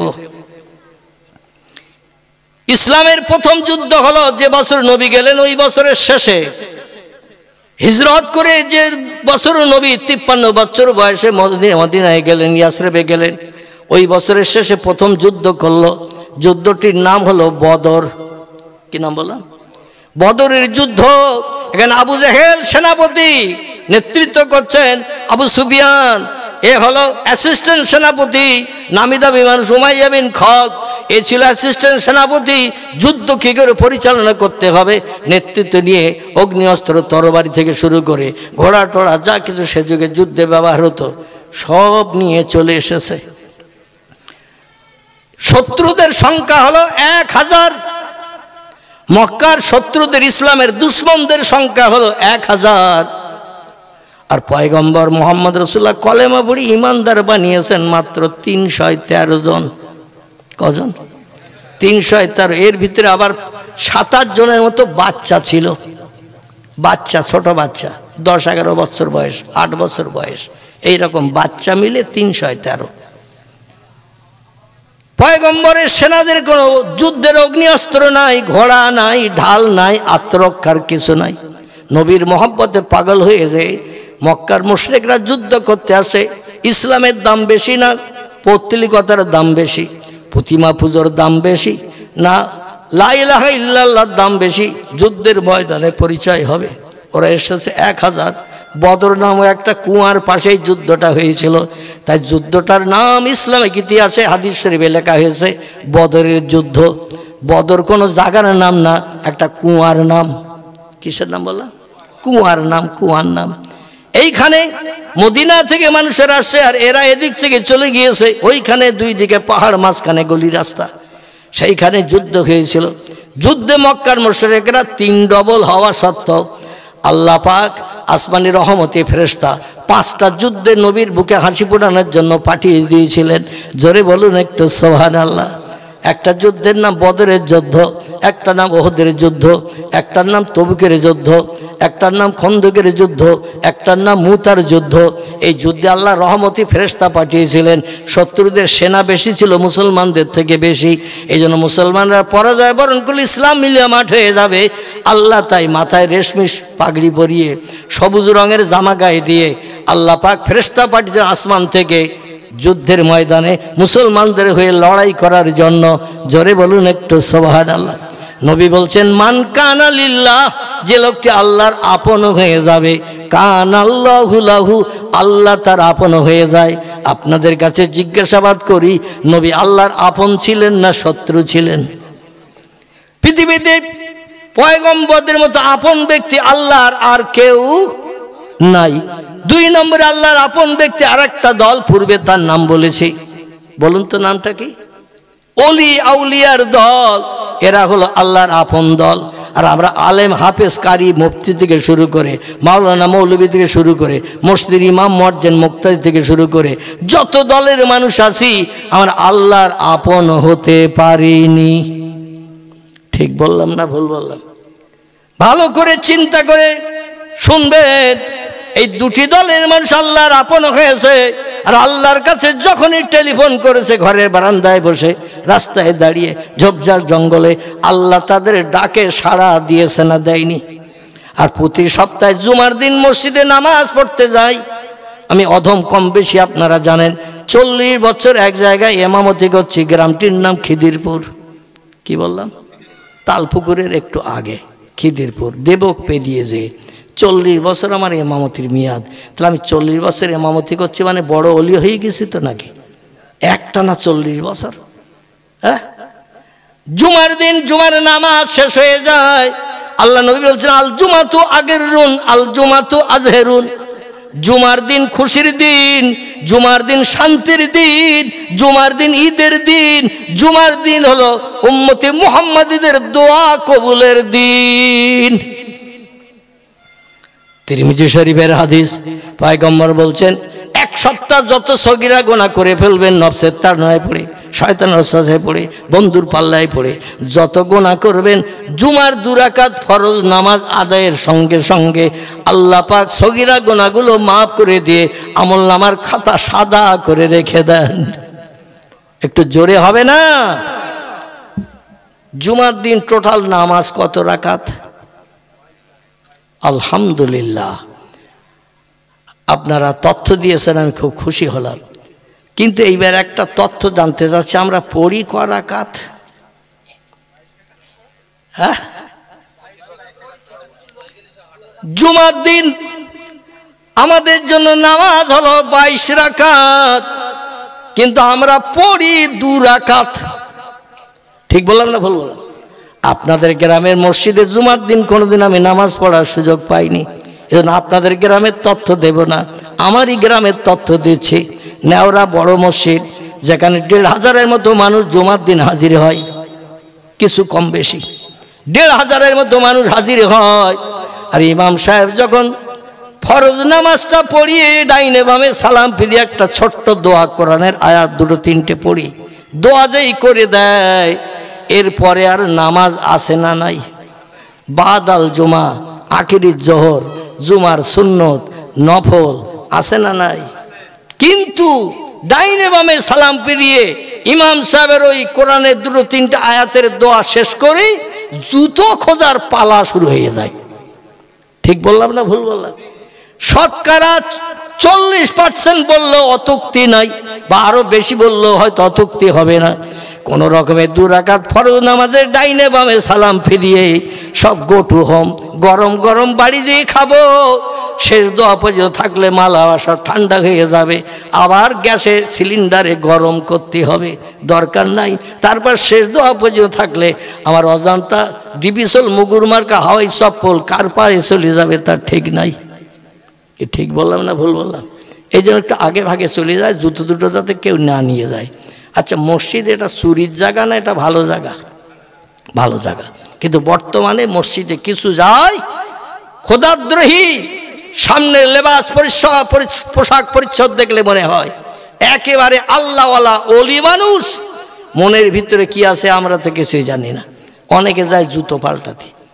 বুড়ো দাদা শেষ দোয়া করি, ইমাম সাহেবের সঙ্গে শেষ দোয়া করি, নামাজের পরে শেষে একটা দোয়া হয় না, হয় কি না? শেষ দোয়া হয়। বিভিন্ন অন্য অন্য দলমতের মানুষ তারা ওই প্রথম ফরজ 2 রাকাতের পরে দোয়া করে, তারপর আর দোয়াটা করে না। কিন্তু নবীজি সাল্লাল্লাহু আলাইহি সাল্লাম তিরমিজি শরীফ, নাসাই শরীফের হাদিসে একটি তত্ত্ব দিয়েছেন, জুমার দিন, শুক্রবার দিন মসজিদের মেহরাবে ইমাম সাহেবের ঢোকা থেকে নিয়ে যত সময় মেহরাব ইমাম সাহেব না ছাড়ে, আল্লাহ তত সময় রহমতের দরজা খুলে রাখেন বান্দাদের দোয়া কবুলের জন্য। জোরে বলুন সুবহানাল্লাহ। যাদের আমলনামার থলি ভর্তি, উপরে সেন্টেনে দিয়ে 10 টাকার তালা লাগিয়ে দিয়েছে, ওদের আর শেষ দোয়ার দরকার নেই, মানে থলি ভর্তি হয়ে গেছে, সওয়াব আর ঢোকানোর জায়গা নেই, ওদের শেষ দোয়ায় থাকারও দরকার নেই। আমার ভাইরা, কিন্তু আমি আপনাদের কাছে জিজ্ঞাসাবাদ করি, আমাদের আমলনামার থলি খালি না ভর্তি? আমাদের আমলনামার থলি খালি। তাহলে খালি থলি ভর্তি করার ইচ্ছা আমাদের আছে না নাই? এই জন্য পয়গম্বর বলছেন, ইমাম সাহেব যত সময় মেহরাবে থাকবে আল্লাহর রহমতের দরজা খোলা থাকবে, যা চাইবে আল্লাহ সেই দোয়া কবুল করবেন। জুমার দিন হলো ঈদের দিন, খুশির দিন, জুমার দিন হলো শান্তির দিন, জুমার দিন হলো দোয়া কবুলের দিন। অধিকাংশ পয়গম্বররা জুমার দিন চরম বিপদে আল্লাহর কাছে হাত পেতেছে, আল্লাহ দোয়া কবুল করেছেন। আদম সবিল্লাহকে জুমার দিন দেহের ভিতরে প্রাণ ঢোকানো হয়েছিল, জুমার দিন আসমানের জান্নাত থেকে পৃথিবীতে ফেলে দেয়া হয়েছিল। 350 বছর কাঁদার পরে জুমার দিন আল্লাহর কাছে দোয়া করেছেন, আল্লাহ দোয়া কবুল করে নিয়ে তার বিবির সঙ্গে সাক্ষাৎ করিয়ে দিয়েছেন। জোরে বলুন একটু সুবহানাল্লাহ। আদম সবিল্লাহর মৃত্যুর দিন জুমার দিন আল্লাহর প্রথম আসমানি রহমতি পানি পৃথিবীতে বর্ষিত হয়েছে জুমার দিন, পৃথিবীতে প্রথম সূর্যের আলো এসেছে জুমার দিন। জোরে বলুন একটু সুবহানাল্লাহ। এই জুমার দিন বান্দাদের জীবনের পাপ মোচনের দিন, সাবান দেওয়ার দিন, কিন্তু আমরা সাবান দেওয়ার চিন্তা করি না। 2 রাকাত ফরজ পড়েছি, এটাই এনাফ, যথেষ্ট, আর মসজিদে থাকার দরকার নাই। কিন্তু ক্লাব ঘরে যখন থাকি, তাসের আড্ডায় যখন থাকি, ক্যারাম বোর্ডে যখন থাকি, ঘন্টার পরে ঘন্টা পেরিয়ে গেল, বাড়ির বাচ্চারা এসে বলে, আব্বা রান্না হয়ে গেছে, আম্মা খেতে যেতে বলতেছে। মাঝে মাঝে বাচ্চারা ডাকতে আসে কিনা, দুনিয়ার কাজে পাগল, মসজিদ মুখা হই না। যাই হোক আমার ভাইরা, যেটা আমি আপনাদের কাছে বলতে চাইছিলাম, বদরের যুদ্ধে আল্লাহ উম্মতি মুহাম্মদের জয়লাভ করেছেন সাহাবীদের দিয়ে এবং আল্লাহর রহমতি ফেরেশতাদের দিয়ে। 1 বছর পেরিতে না পেরিতে আবার ওরা যুদ্ধ ঘোষণা করলো। ভাইপো মোহাম্মদের কাছে 3 ডবল সৈন্য নিয়ে যে পরাজয় বরণ করে ফিরে এসেছি, এই মান সম্মান তো রাখার জায়গা নাই, মুখ উঁচু করে চলারও জায়গা নাই, প্রতিশোধ দিতে হবে, যুদ্ধে জয়ী হতে হবে। আর 1 বছর সময় নিল, হিজরতের 2য় বছর। এই বছর ওরা 3000 সৈন্য নিয়ে ওহদের যুদ্ধ করতে আসলো। কিসের যুদ্ধ? ছোট্ট এই তথ্যটা দিয়েই আমি মূল বক্তব্যের দিকে আবার নিয়ে যাব, একটু ধৈর্য ধরে শোনেন। আবার আসলো 2য় বছরে হেরে যাওয়ার প্রতিশোধ নিতে, যে জায়গাটির নাম হলো ওহদের যুদ্ধ। ওহদ একটা পাহাড়ের নাম, যেখানে যুদ্ধ হয়েছিল পয়গম্বর মুহাম্মদ সাল্লাল্লাহু সঙ্গে, মক্কার মুশরিকদের সঙ্গে। নবীর মাথায় তরবারি আঘাত করেছিল, মাথা উপরের এই হাড্ডি কেটে 4 ইঞ্চির মতো, মতান্তরে 2 ইঞ্চির মতো ডিপ হয়ে ঘৃণিত পর্যন্ত তরবারির আঘাত লেগে গিয়েছিল। বিশ্বনবী মুহাম্মদ রাসূলুল্লাহর মুখে পাথর ছুঁড়ে একখানা দাঁত পর্যন্ত শহীদ করে দিয়েছিল। নবী 3-4 ঘন্টার মতো বেহুশ হয়েছিলেন এই ওহদের যুদ্ধে। এখানে একটা পাহাড় এখনো দাঁড়িয়ে রয়েছে, জোরে বলুন একটু সুবহানাল্লাহ। আগেকার যুগের মানুষদের এই পাহাড়ে উঠতে দেয়া হতো। বর্তমান সৌদি সরকার চতুর্দিকে পাহাড়টা ঘেরাওয়া করে রেখেছেন। যারা হজ করতে যান আমার কথা একমত হতে পারবেন, পাহাড়ের চতুর্দিকে তার কাটা দিয়ে ঘেরা, আবার পুলিশ মিলিটারি দিয়ে গাইড করা রয়েছে দিন রাত 24 ঘন্টা। কারণ পয়গম্বর মুহাম্মদ রাসূলুল্লাহর কষ্ট দুঃখ দেখে আল্লাহ বলেছিলেন, হাবিব আপনি যদি চান পৃথিবীতে সংসার জীবনে সুখী হতে, অনাহারা হয়ে না থাকতে, আমি ওহদ পাহাড়টা আপনার জন্য সোনা বানিয়ে দিলাম। পৃথিবীর বিজ্ঞানের রিসার্চ করে, গবেষণা করে, যন্ত্রপাতি মেশিন দিয়ে সৌদি সরকারকে তথ্য দিয়েছে। আমরা রিসার্চ করে দেখছি সৌদি আরবের দেশের মদিনায় একটি পাহাড় আছে, মসজিদে নববী থেকে 2 মাইলের মতো দূর একটা পাহাড় আছে। পাহাড়টির নাম হলো ওহদ। এই ওহদ পাহাড়ের পাথরের নিচে উপরে শুধু পাথর দিয়ে ঘেরা, আর তলায় আছে কোটি কোটি টন সোনা দিয়ে ভরা। নবী বলেছিলেন, আল্লাহ সোনা দিয়ে আমারে খুশি করবেন, সংসার জীবন সুখে চালানোর জন্য সোনা দিচ্ছেন আপনি। ওহদ পাহাড় পাথরকে সোনা বানিয়ে দিয়ে আমি ব্যবহার করব, আনন্দ করব, ফুর্তি করব, খাবো আর বাড়াবো। ও আল্লাহ, আমি ওটা চাই না, দুনিয়ার সুখ সম্পদ চাই না, আমি পরকালের শান্তি উম্মতদের নিয়ে চাই। জোরে বলুন একটু সুবহান। আল্লাহ বলেন, সোনা দিয়েছি যখন, সোনার আমি ফেরত নেব না। ভবিষ্যতে আপনার উম্মতদের প্রয়োজন হলে এই ওহদ পাহাড়ের উপরের পাথর সরিয়ে সোনা বার করে পৃথিবীতে সেরা ধনী হওয়ার সুযোগ তারা পেতে পারবে।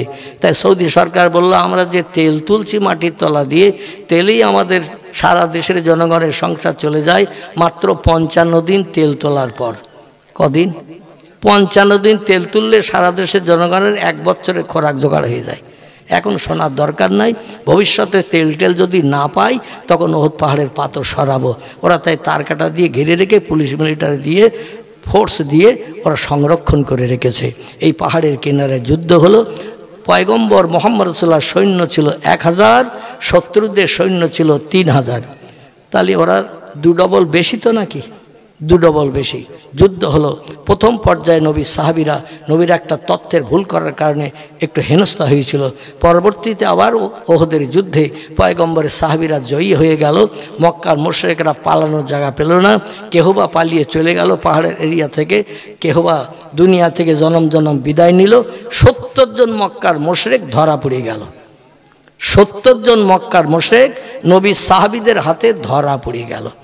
এই ধরা পড়লে হাতে হ্যান্ডকাফ দিয়ে দিল, মানে হাত কড়াই দিয়ে দিল, দিয়ে এইবার নবীজির কাছে আনা হয়েছে। এই দলের ভিতরে একজন লোক ছিল বিশ্ব নবীর আপন চাচা, তার নাম হলো হযরতে আব্বাস রাদিয়াল্লাহু আনহু। কি নাম বললাম? আচ্ছা, আব্বাস রাদিয়াল্লাহু আনহু ইনি ওহদের যুদ্ধ পর্যন্ত ভাইপোর শত্রু ছিল। বদরের যুদ্ধও নবীর শত্রু, কলেমার দাওয়াত দিয়েছিল মক্কা নবীর নগরীতে নবী 13 বছর, তাও ছিল শত্রু। আব্বাস কিন্তু তখন কলেমা পড়েনি। নবীর আরও আপন চাচা অনেকে ছিল, তারা কেউ কলেমা পড়েনি, ইসলাম গ্রহণ করেনি। পাড়া প্রতিবেশীর চাচা আবু জেহেল, এমন করে আবুল আহাব আপন চাচা, এরা কেউ কলেমা পড়েনি। আব্বাসও সেই দলে ছিল। উমাইয়া বিন খালদ, আবু সুফিয়ান, ওতবা, শাইবা, একরমা, এরা সব ওই দলে ছিল। পরবর্তীতে কেহ কলেমা পড়েছে, কেহ বা কলেমা পড়েনি। তো সেনাপতির অ্যাসিস্ট্যান্ট সেনাপতির দায়িত্ব নিয়েছে হযরতে আব্বাস। কিসের দায়িত্ব? অ্যাসিস্ট্যান্ট সেনাপতি, প্রধান সেনাপতি। আমার ভাইয়ের আবু সুফিয়ানের দায়িত্ব দেয়া হলো। আবু জেহেল তো দুনিয়া থেকে বিদায় নিল, আবু জেহেল আর সেনাপতি নয়, আবু সুফিয়ান সেনাপতি হলো। আর অ্যাসিস্ট্যান্ট সেনাপতি নবীর চাচা আব্বাসের দেয়া হলো। আব্বাস বাড়ি থেকে যুদ্ধ করতে যাবে যখন, খুব সংক্ষেপ করে বলছি, তত্ত্বটা শুনলে আমার আগে এগিয়ে নিয়ে যেতে সুবিধা হবে, তাই একটুখানি বলছি আর কি। এখন আব্বাস যুদ্ধ করতে যাবে, সাজ সরঞ্জাম, যন্ত্রপাতি যা কিছু ঢাল তরবারি নিয়ে নিয়েছেন, নিয়ে ঘরের ভিতরে ঢুকে যেয়ে ওনার বিবিকে একটু পাজা করে জড়িয়ে ধরে কপালে চুম্বন দিচ্ছে, টেবেও চুম্বন দিচ্ছে। কারণ আমি চলে যাচ্ছি ভাইপোর সঙ্গে যুদ্ধ করতে, সেনাপতির দায়িত্ব পালন করতে হবে, সামনে থেকে যুদ্ধ করতে হবে। মোহাম্মদের দলবলেরা আমার দুনিয়া থেকে বিদায় করে দেয় কিনা কে জানে, হয়তো আর ঘরে ফিরতে পারবো না। এই জন্য শেষ প্রেম ভালোবাসা বিবি তোমারে দিয়ে যাচ্ছি। স্ত্রী তো চোখের পানি ফেলে, টপ টপ করে চোখের পানি ফেলে কাঁদছেন। উনি বললেন, এ প্রাণের বিবি তুমি কেঁদো না, তুমি যাতে আমার ইন্তেকাল যদি হয়ে যায়, মরণ যদি হয়ে যায়, যাতে তুমি মরণের দিন পর্যন্ত সুখী খুশি থাকতে পারো, এজন্য আমার একটা গোপন সম্পদ রাখা আছে ঘরের মেজের ভিতরে মাটি খুঁড়িয়ে। মেজের ভিতরে মাটি খুঁড়ি, আগেকার যুগের লোকেরা সব সোনা দানা পয়সা কড়ি রাখতো না, মাটির হাঁড়িতে ঠাড়িতে এতে হতে করি। তো মাটির মেজের ভিতরে একটা মুক্তার দানা দিয়ে সোনার কভারিং হার রাখা রয়েছে, সেটা তোমাকেও বলিনি। আজকের ওই হারটা আমি খুঁড়িয়ে বার করছি এবং তোমার গলায় পরিয়ে দিচ্ছি। আমি যদি আর বাড়ি না ফিরি, আমার ইচ্ছা ভাই বোনকে নিকেশ না করে ফেরবো না। আর যুদ্ধে যদি পরাজয় বরণ করি, হয় পাহাড়ের মাথায় উঠে লাফ দিয়ে নিচেই পুড়িয়ে মরবো, অন্যথায় গলায় কোনো ভারী পাথর বেঁধে দিয়ে সাগরে দিয়ে তলিয়ে যাব। এই মুখ আমি আর দেখাবো না, কারণ ভাইপের সঙ্গে মোকাবেলা করতে যেয়ে বদরে হেরে গেছি, আবার ওহদে হেরে বাড়ি আসবো। আমি জনম জনম বিদায় হয়ে যাব, পাহাড়ের মাথায় উঠে লাফ দিয়ে তলায় পুড়ি। অন্যথায় যদি পাহাড়ে উঠতে না পারি, তো গলায় কোনো ভারী জিনিস বেঁধে দিয়ে সাগরের পানিতে নামবো, যাতে ওই ভারী জিনিসটা আমার তলায় তলিয়ে প্রাণনাশ করে দিতে পারে। তবে শোনো, এই হাটটা আমি মাটির গর্ত খুঁড়িয়ে বার করে তোমার গলায় পরিয়ে দিচ্ছি। যখন আমার কথা তোমার মনে হবে, এই হাটটা একটু উঁচু করে চোখে দেখবে, অনেক টাকা দামের মুক্তার দানা দিয়ে কভারিং করা সোনার হাটটা দেখলে তোমার মনের দুঃখ নিবারণ হবে। ভবিষ্যতে যদি অভাব অনটন দেখা দেয়, হাটটা বিক্রি করে সংসার পরিচালনা করবে। মরণের দিন পর্যন্ত হার বিক্রি করা টাকায় তোমার সংসার চলে যাবে। এখন মক্কা নগরীতে কাবা শরীফের পূর্ব দিকে আব্বাস রাদিয়াল্লাহর বাড়ি। কোন দিকে বললাম?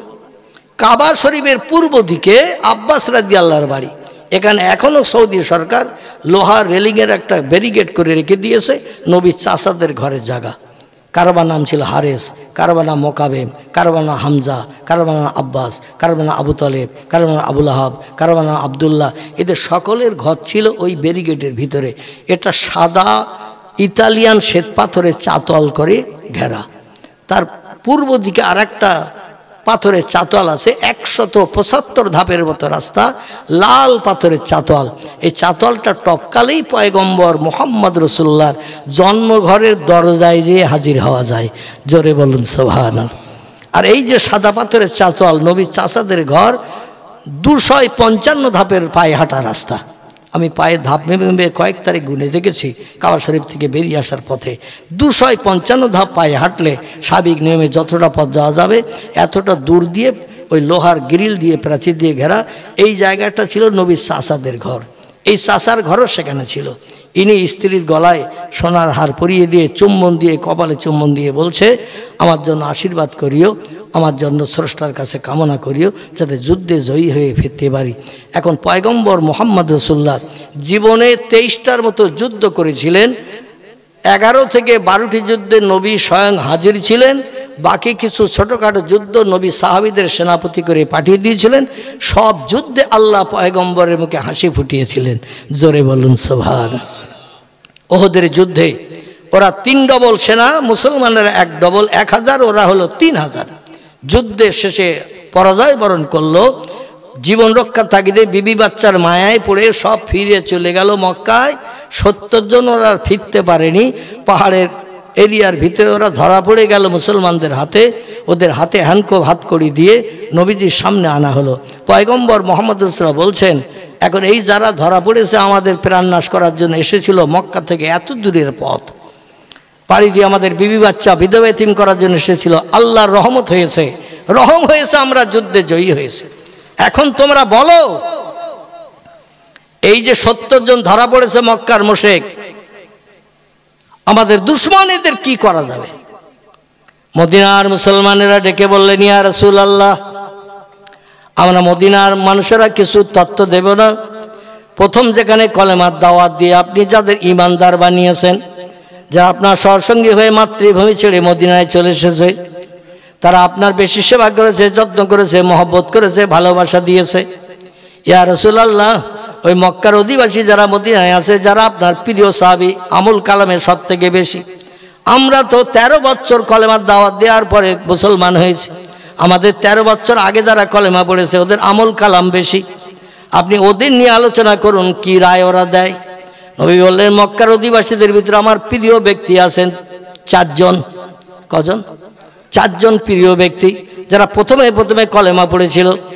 প্রথম নবী হেরা পাহাড় থেকে ফিরে এসে কলেমার দাওয়াত যখন দিলেন, পুরুষদের ভিতরে প্রথম কলেমা পড়েছিলেন আবু বকর সিদ্দিক।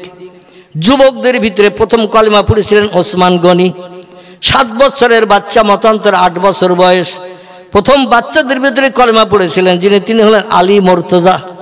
মেয়েদের ভিতরে প্রথম কলেমা পড়েছিলেন তিনি হলেন খোয়াইলে দহিতা মক্কার অধিবাসিনী নারী, নাম তার হযরতে মা খাদিজাতুল কুবরা। জোরে বলুন সুবহানাল্লাহ। নবী সাল্লাল্লাহু আলাইহি ওয়াসাল্লাম মদিনার মানুষেরা বললেন, আপনার মহব্বতের সঙ্গী মক্কায় যারা ছিল আমল কালামে আমাদের থেকে অনেক বেশি, আপনি তাদের নিয়ে পরামর্শ করেন, এই মক্কার অধিবাসী যারা ধরা পড়েছে ওদের কি করা যাবে? নবী বললেন, আবু বকর, এই যারা ধরা পড়েছে আমাদের প্রাণনাশ করতে এসে, এদের কি করা যাবে বলো? আবু বকর বললেন, ইয়া রাসূলুল্লাহ, ওরা ধরা না পড়ে যদি আমরা ধরা পড়তাম। খুব ভালো করে বিষয়টা বোঝেন। ওরা ধরা না পড়ে আমরা যদি যুদ্ধে পরাজয় বরণ করার পরে আমরা যদি ধরা পড়তাম, ওরাও তো আমাদের হাত কড়ি দিয়ে আমাদের হাত বেঁধে এমন করে নিয়ে যেত, নিয়ে যেয়ে সেখানে ওরা বিচার করতো। বিচার আচারে যদি ওরা সাব্যস্ত করতো প্রাণনাশ, তাহলে আমাদের বিবি বাচ্চা জনম জনম বিধবা হয়ে যেত, জনম জনম দুনিয়ার মোহমায়া আমাদের শেষ হয়ে যেত, পৃথিবীতে আর বেঁচে থাকতে পারতাম না। ইয়া রাসূলুল্লাহ, এই জন্য ওরা আমাদের পাড়া প্রতিবাসী, কেউ বা চাচা, কেউ বা পাড়া প্রতিবাসী ভাই। মক্কা নগরীর মানুষ দীর্ঘদিন জন্ম থেকে নিয়ে আমরা আপনার 53 বছর বয়স পর্যন্ত মক্কা নগরীতে বসবাস করেছি। পাড়া প্রতিবাসী হিসেবে সকলের সঙ্গে আলাপ বিলাপ কথাবার্তা বলেছি, এক জায়গায় থেকেছি। ওদের প্রাণনাশ না করে ওদের কাছ থেকে আমাদের যুদ্ধে কিছু খরচ খরচা হয়েছে, তরবারি এটা ওটা কম বেশি কিছু কিনতে, খানা টানা কিনতে, যুদ্ধ হয়েছে লম্বা দিন, এই জন্য কিছু আমাদের খরচ হয়েছে, ওদের কাছ থেকে কিছু জরিমানা নিয়ে ছেড়ে দেয়া হোক। নবী বলছেন, তুমি বলছো জরিমানা নিয়ে ছেড়ে দিতে, বলে ওদের প্রাণনাশ করে দরকার নাই। আমাদের প্রাণনাশ যদি করে আমাদের বিবি বাচ্চা এটি হয়ে যাবে, কাঁদবে সারা জীবন। ওরা আমাদের পাড়া প্রতিবাসী আপনজন, ওদের প্রাণনাশ করে বিবি বাচ্চাদের বিধবা এতিম বানিয়ে দরকার নাই। ইয়া রাসূলুল্লাহ, কিছু জরিমানা নিয়ে ছেড়ে দেন, যাতে ওরা বিবি বাচ্চা নিয়ে সংসার যাপন করতে পারে মক্কায় যে। নবী বললেন, আমি একজনের রায় পছন্দ করি না, শরীয়তে 3 জনের রায় আল্লাহ পাক পছন্দ করতে বলেছেন। ইসলাম শরীয়তের ফতোয়া গ্রান্টেড, এই জন্য আরো 2 জনের কাছে জিজ্ঞাসাবাদ করব। হে ওমর, তুমি যদি মক্কা নগরীতে কলেমা না পড়তে, আমি প্রকাশ্য কাবা শরীফ সামনে রেখে নামাজ পড়ার সুযোগ পাতাম না। তোমার কলেমা পড়ার কারণে আমাদের দলবল 39 জনকে সাথে করে নিয়ে প্রথম তুমি কাবা শরীফ সামনে রেখে দিবালোকে নামাজ পড়ার সুযোগ করে দিয়েছ। জোরে বলুন একটু সুবহানাল্লাহ। তোমার উপকার জীবনে ভুলতে পারবো না। বলো, এই যারা বীর বিক্রমে যুদ্ধ করে ওদের পরাজয় বরণ করিয়েছ ওমর, তুমি বড় বীর যোদ্ধা আমি জানি। এ ওমর, তুমি বলো এদের কি করা যাবে? ওমর বলে, ইয়া রাসূলুল্লাহ, কিছু বেয়াদবি যদি মনে না করেন একটা কথা বলি। আল্লাহ নবী বলেন, মা সালাকা ইয়া ওমর ইবনে খাত্তাব, এ খাত্তাবের বেটা ওমর, কি বলতে চাচ্ছ? বলে, রাসূল, যুদ্ধ শেষ হয়ে গেছে, কিন্তু যুদ্ধের সরঞ্জাম এখনো ঘরে রেখে আসেনি। আমরা মদিনায় যারা বসবাস করছি মক্কা ছেড়ে, আপনার মহব্বতে পড়ে মক্কায় থাকেনি, মদিনায় চলে এসেছি। মদিনার মানুষ ঘর বাঁধার জায়গা দিয়েছে, আমাদের উনানে হাড়ি না উঠলে ওরা খোঁজ খবর নিয়ে আমাদের খাবারও পৌঁছে দেয়। ইয়া রাসূলুল্লাহ, যুদ্ধ শেষ হয়ে গেছে, মক্কার শত্রুদের ধরে আনা হয়েছে মদিনায়। নবীজি, এই জন্য আমি ওমর এখন আমার তরবারি আমার ঘরে রেখে আসতে পারিনি, যুদ্ধের জেরা জামা আমি এখনো খুলে আসতে পারিনি, কারণ একটা কাজ বাকি আছে। তাই নবীজি বলছেন, ওমর কি কাজ? বলি, ইয়া রাসূলুল্লাহ, শুধু আপনার অনুমতি লাগবে। যারা দীর্ঘদিন আমাদের সঙ্গে যুদ্ধ করে আমাদের 70 জনের মতো ইমানদার মোমেন মুসলমানদের শহীদ করে দিয়ে তাদের বিবি বাচ্চাদের বিধবা বানিয়ে দিয়েছে। আব্বা বলে, বাচ্চা যে ডেকে জীবন আর স্বাদ মেটাতে পারবে না।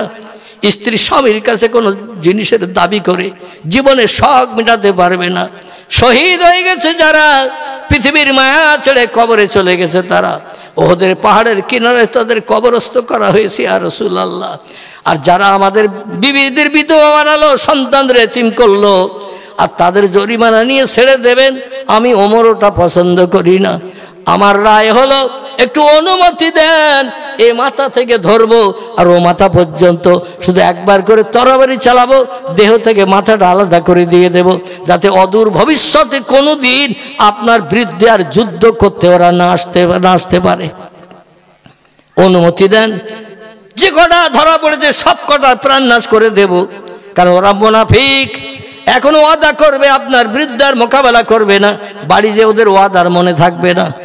এই জন্য ওরা আপনার বিরুদ্ধে আবার সুযোগ পেলে সদ্ব্যবহার করবে, আবার তরবারি ধরবে। ওদের ভবিষ্যতেই মুসলমানদের সঙ্গে বেঈমানদের সঙ্গে যুদ্ধ হতে গেলে কোনোদিন ওরা যেন আর মোকাবেলা করতে না পারে, আপনি শুধু একটু অনুমতি দেন, তরবারি দিয়ে এ মাথা থেকে ও মাথা আমি শেষ করে দেব। প্রাণনাশ না করে তরবারি নিজের ঘরের বেড়ার গায়ে আমি ঝুলাতে পারছি না। নবী বললেন, তোমার মতামতটা বড় কড়া, তোমার মতামতটা বড় কড়া।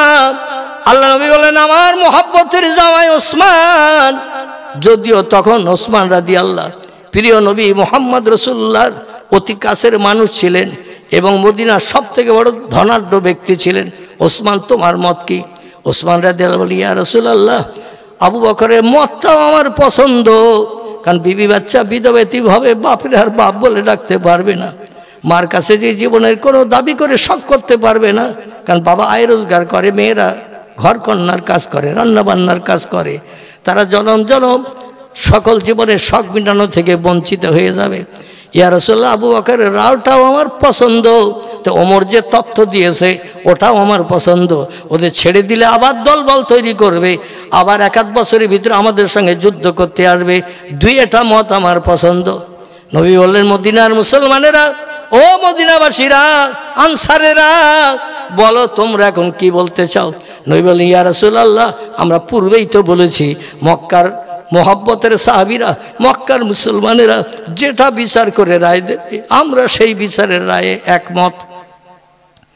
নবী একটু চিন্তা ভাবনা করে বললেন, ইয়া আখি, এ মদিনার মুসলমান ভাইরা, আমি ওমরের রায়টা বড় কড়া রায় মনে করছি, এজন্য প্রাণনাশ আর কারো করবো না। আবু বকরের রায়টা আমার কাছে নরম ধাতের রায়, আর আমি নবীও নরম ধাতের মানুষ, এই জন্য আবু বকরের রায়টা আমি পছন্দ করে নিলাম। ওদের প্রাণনাশ একটারও করবো না, কিছু কিছু জরিমানা নিয়ে ছেড়ে দেব, যাতে ঘর সংসার করতে পারে। মোহাম্মদের আচার ব্যবহার আখলাকটা কেমন, ওরা বাড়িতে একটু চিন্তা করার সুযোগ পায়। জোরে বলুন একটু সুবহানাল্লাহ। এমন সব আল্লাহ বলছেন, ইযহাব ইয়া জিবরিল ইলা রাসূলিহি, রে জিবরিল তাড়াতাড়ি মদিনায় চলে যা, আমার নবীরে সালাম দিয়ে আমি আল্লাহ আমার পছন্দের কথাটা নবীরে জানিয়ে দিয়াই। জিবরিল আমিন ইসমে আজম পাঠ করে ডানা মেলে এক মুহূর্তের ভিতরে পয়গম্বরের সামনে সে হাজির। আসসালামু আলাইকা ইয়া রাসূলুল্লাহ, আসসালামু আলাইকা ইয়া হাবিবাল্লাহ, ইয়া রাসূলুল্লাহ, আল্লাহর তরফ থেকে একটি তথ্য নিয়ে এসেছি। নবী বলছেন, মা সাআলাকা ইয়া আখি রুহুল আমিন, ইয়া আখি জিবরিল, কি আপনার তথ্য বলেন, কি তথ্য নিয়ে এসেছেন? জিবরিল বলছেন, পয়গম্বর, আপনি আবু বকরের রায়টা পছন্দ করেছেন, কিন্তু আল্লাহ আপনার মোহাব্বতের সাহাবী ওমরের রায়টা বেশি পছন্দ করেছেন। ওমরের রায়টা যদি পছন্দ করতেন আল্লাহ খুব বড় খুশি হয়ে যেত। নবী বললেন, আমি একরকম রায় ঘোষণা করেছি, আবার ঘুরিয়ে আর এক রকম রায় বলবো, মানুষ আমার সম্পর্কে বিভিন্ন বাজে মন্তব্য করবে, মুহাম্মদের কথা ঠিক নাই, মুহাম্মদের কথার দাম নাই, এখন এক কথা বলে পরে ঘুরিয়ে আর এক কথা বলে, যেটা আমাদের অভ্যাস। ঠিক বললাম না ভুল বললাম? আমাদের অভ্যাস, সুযোগে সদ্ব্যবহার করি। নবী বললেন, রায় যখন ঘোষণা হয়ে গেছে, আমি আবু বকরের রায়টাই বহাল করতে চাই, তবে যে যেমন ব্যক্তি তার কাছ থেকে তেমন জরিমানা নেওয়া হবে, নিয়ে তাদের ছেড়ে দেওয়া হবে, যাতে আমি মুহাম্মদ আমার আদর্শ চরিত্র কেমন বাড়ি যে যেন চিন্তা ভাবনা করার সুযোগ পাই। খুব সংক্ষেপ কথা। এবার আল্লাহ নবী একজনকে বলছেন, তুমি কে? বলে, আমি ওক। আমি তো মক্কা নগরীতে 53 বছর বসবাস করেছি, তোমার সংসারের সহাল হকিকত আমি জানি, তোমার জরিমানা হলো 600 দিরহাম। তোমার নাম কি? বলে অমুক। বলে, তোমার জরিমানা হলো 400 দিরহাম। তোমার নাম কি? বলে অমুক। বলে, তোমার জরিমানা হলো 300 দিরহাম। তোমার নাম কি? বলে অমুক। বলে, তোমার সংসার ধর্মের হাল হকিকত আমি জানি, তোমার জরিমানা 200 দিরহাম। এইভাবে 70 জন ব্যক্তি একজন নবীর সামনে আসছেন, আর আল্লাহর পয়গম্বর মুহাম্মদ রাসূলুল্লাহ তাদের চেহারার দিকে তাকিয়ে নিজেও চিনতে পাচ্ছেন, আর ওদের নামও জিজ্ঞাসা করছেন, আর ওরা নিজেরাই নাম বলছে। নবী শুনে খুব খুশি, তো বাগ হচ্ছেন যে আমার কাছে নামের পরিচয় দিয়েছো, কার ছেলে তুমি, নামের পরিচয় দিয়েছো, বাবার নামের পরিচয় দিয়েছো, তোমাদের সংসারের খবর রাখি, এই জন্য তোমার জরিমানা এতটা টাকা দিতে হবে, দিয়ে তোমরা মুক্তি হয়ে চলে যেতে পারবে মক্কায়। আস্তে আস্তে হযরতে আব্বাস, নবীর আপন চাচা, আব্দুল মোত্তালেবের 10 ছেলের এক ছেলে, নবীর আপন চাচা। বদরের যুদ্ধে নবীরে প্রাণ নাশ করতে এসেছিল, আর ওহদের যুদ্ধে সেনাপতির দায়িত্ব নিয়ে এসেছে, যুদ্ধে পরাজয় বরণ করেছে, হাতে হ্যান্ডকো ভাত করে দেওয়া। নবীর সামনে সে হাজির, বলছেন মা ইসমুকা, আপনার নাম কি? আব্বাস বলছেন মুহাম্মদ। নাম শুনতেছে, লজ্জা দিও না, তুমি আমার ভাইপো, আমি তোমার কে তুমি অবশ্যই জানো। এত লোকজনের সামনে আমার নাম জিজ্ঞাসা করে লজ্জা দিও না। নবী বললেন ঠিক আছে তাতা, চাচা, তথই বলছো, তাই হোক, তবে তোমার জরিমানা কতটা আমি ঘোষণা করব তুমি জানো? আব্বাস বলছে মোহাম্মদ, আমার সংসারে হাল হকিকত, তোমার বাবার ঘরের পাশে আমার ঘর, আমার সংসারে হাল হকিকত জানো। জায়গা জমি কিছু নাই, খেজুর বাগান টাগান নাই, বিদেশে ব্যবসা করে কোনো রকমের সংসার নির্বাহ করি। এখন কতটা জরিমানা ধরলে আমি নগদ দিয়ে বাড়ি যেতে পারবো, বিবি বাচ্চার সঙ্গে দেখা সাক্ষাৎ করতে পারবো, সেটা তোমার জরিমানার বিষয়, কত তুমি ধরবে? নবী বললেন চাচা, তোমার সংসারের খবর জানি, তোমার কাছে জরিমানা ধরছি 100 দিরহাম। কত? 100 টাকা। কারণ আমার বাবার ঘরের পাশে তোমার ঘর, কাবার চাতলের পূর্ব দিকে তোমার ঘর, আমার বাবারও যেখানে ঘর ছিল, মায়ের ঘর ছিল, সেইখানে তোমার ঘর, কম বেশি জানি চিনি। ছোটোবেলায় কত তোমার হাত ধরে চলেছি মক্কা নগরীতে, চাচা বলে বলে পরিচয় দিয়েছি, ডেকেছি চাচা, তাই তোমার জরিমানা 100। আব্বাস বলছে এই জন্য লোক তোমারে পাগল বলে, এই জন্য লোক তোমারে মূর্খ বলে, এই জন্য লোক তোমারে রাখাল বলে, এই জন্য লোক তোমারে হাটখুড়ো বলে। নবী বলছেন চাচা, এত অপবাদের কথা আপনি কেন বলছেন? আব্বাস বলে মোহাম্মদ, তোমার জ্ঞানগম্য নাই, লেখাপড়া কিছু জানো না, এই জন্য তোমার কথাবার্তা মক্কার মানুষ পছন্দ করে না, তাই তুমি জীবন রক্ষার তাগিদে পালিয়ে চলে এসেছো রাতের বেলা। জোরে বলুন একটু নাউজুবিল্লাহ। আব্বাস বলছে আমার সংসারের অবস্থা কি তুমি তো জানো, তুমি যদি অবশ্যই আমার সংসারের অবস্থার দিকে দৃষ্টি নিক্ষেপ করতে, তাহলে অবশ্যই 100 দিরহাম জরিমানা ধরতে না। এখনকার 100 টাকা নয়, এখান থেকে 1450 বছর 100 টাকা। তখন টাকার দাম ছিল না, ছিল না, অনেক দাম ছিল। তো আমি তো ছোটোবেলায় দেখেছি 500 হাজার টাকা সোনার ভরি ছিল। এখন এই বুড়ো হতে যে বর্তমান আমার বয়স এখন 65। কত বললাম? 65। তো এই ছোটোবেলায় দেখেছি 500 হাজার টাকা সোনার ভরি ছিল, এখন চলতে চলতে কত হয়েছে এক ভরি? 1.5 লাখের কাছাকাছি। একটু দাম ওঠানামা হচ্ছে নাকি, কিছুটা দাম কমেছে, না আরও বেশি হয়ে গিয়েছিল। তো যাই হোক, আমরা ছোটোবেলায় বসিয়ার মাদ্রাসায় যখন গিয়েছি 10টার সময় বই ব্যাগ কাঁধে করে নিয়ে, তো গোপালের দোকান বলে একটা দোকান আছে শিকরি বাগানে, ওখানে 5 পয়সা দিতাম, আর 5 পয়সার বুট দিত এতটা, ওই খেতে বাড়ি আসতাম বিকেল 4টের পরে। 5 পয়সা দিলে একটা কটকটি দিত। কটকটি এখন একটা দাম হয়েছে কম বেশি 5 টাকা। একটা আইসক্রিম 5 পয়সায় পাওয়া যেত, এখন তার দাম হয়েছে 10 টাকা। ঠিক বললাম না ভুল বললাম? একটা মুরগির ডিম বিক্রি হতো 13 পয়সা, আমার ছোটোবেলার কথা বলছি। এখন একটা ডিম হয়ে গেছে 6 টাকা, 7 টাকা, নাকি? হাঁসের ডিম বোধহয় 10 টাকা। তাহলে সেই যুগে টাকার কত মূল্য ছিল, পয়সার কত দাম ছিল। তখন বলছে তোমার উচিত ছিল আমার সংসারের অবস্থা বুঝে অন্তত জরিমানা ধরা, যাতে আমি দিতে পারি। তুমি এখন আজগবি জরিমানা ধরেছ, আমি সারা জীবন আয় ব্যয় করলেও সংসার চালিয়ে 100 টাকা দিতে পারবো না। নবী বলছেন আল্লাহে লা শাক্কা ফিহি ইয়া আম্মি, ও আমার চাচা আব্বাস, আমি সেই খোদার কসম খেয়ে বলছি, যার যেমন অবস্থা, আমি মুহাম্মদ এই মাত্র 2 বছর মক্কা ছেড়ে মদিনায় এসেছি, প্রত্যেকের সংসারের হাল হকিকত জানি, আর সংসারের হাল হকিকত বুঝেই তাদের কাছে জরিমানা ধরেছি। আপনি 100 দিরহাম জরিমানা দিতে পারবেন, এই জন্যই তো 100 দিরহাম জরিমানা ধরেছি। আর আপনি আমার নামে এত অপবাদের কথা কেন বলছেন? হাটকুড়ো কেন বলছেন? আমারে মূর্খ কেন বলছেন? পাগল কেন বলছেন? রাখাল কেন বলছেন? বলছে তোমার আজগবি বক্তব্য শুনে বাধ্য হচ্ছি বলতে।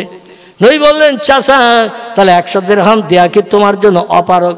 আব্বাস বলছেন নাম ইয়া মুহাম্মদ ইবনে আব্দুল্লাহ, ও আব্দুল্লাহর বেটা মুহাম্মদ, অবশ্যই। আমার উনানে হাড়ি ওঠে না, বাজার ঘাট করতে পারি না, একটা পয়সাও ঘরে রেখে আসতে পারিনি, আর তুমি 100 দিরহাম জরিমানা ধরছো 100 টাকা, এ কি আমার পক্ষে দেওয়া সম্ভব? নবী আস্তে আস্তে বলছেন, চাচা একটু আমার কাছের দিকে আসেন।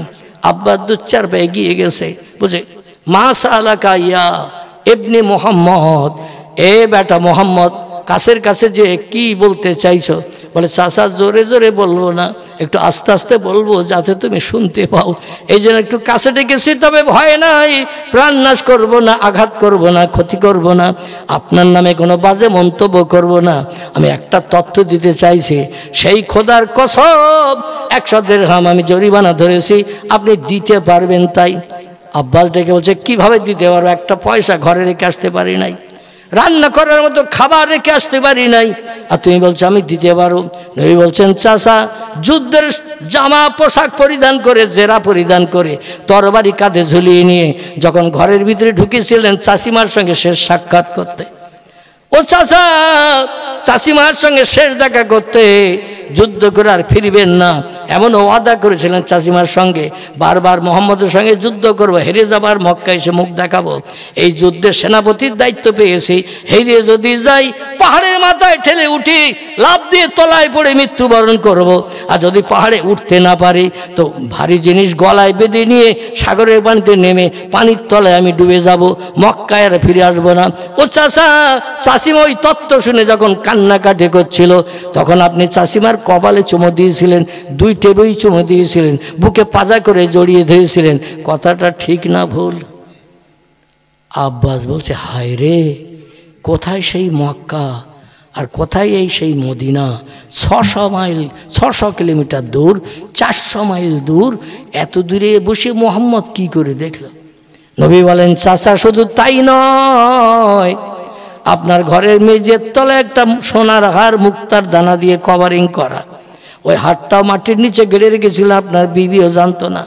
সেদিন হাটটা মাটি খুঁড়ে বার করে আপনার স্ত্রী গলায় পরিয়ে দিয়েছিলেন কিনা, আর পরিয়ে দিয়ে বলেছিলেন, যদি কোনোদিন আমার কথা মনে পড়ে, কষ্ট পাও, হাতটা উঁচু করে দেখবে, দামি হাত দেখলে তোমার মনে সান্ত্বনা পাবে, ভবিষ্যতে যদি সংসার অচল হয় হার বিক্রি করলে মরণের দিন পর্যন্ত হারের টাকা ভাঙিয়ে ভাঙিয়ে খেতে পারবে।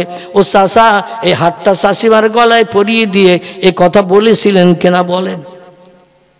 আব্বাস একেবারে বোবার মতো হয়ে গেছে, বোবার মতো হয়ে যায়, বলছে, মোহাম্মদ কোথায় মক্কার কোথায় মদিনা? 600 কিলোমিটার রাস্তা, এ খবর যে লোকটা মক্কার খবর মদিনায় বসে বলে দিতে পারে, নিশ্চয়ই স্রষ্টার তরফ থেকে তার উপরে আসমানি করুণা, রহমত, বরকত বর্ষিত হয়। জোরে বলুন একটু সুবহান। ও মোহাম্মদ, আমারে তুমি মুক্তি দাও না দাও আমি কিছু মনে করব না, আমার একটু তোমার হাতে হাত লাগিয়ে কলেমা পড়িয়ে দাও। জোরে বলুন একটু সুবহানাল্লাহ। বিশ্বনবী মুহাম্মদ রাসূলুল্লাহ আব্বাসের হাতে হাত লাগিয়ে বললেন, চাচা কুলু ইয়া আম্মি, ও চাচা পড়ুন, লা ইলাহা ইল্লাল্লাহু মুহাম্মাদুর রাসূলুল্লাহ। আব্বাসের হাত কড়ি বাঁধা, ওই অবস্থায় কলেমা পড়লেন, নবীর হাতে হাত দিয়ে।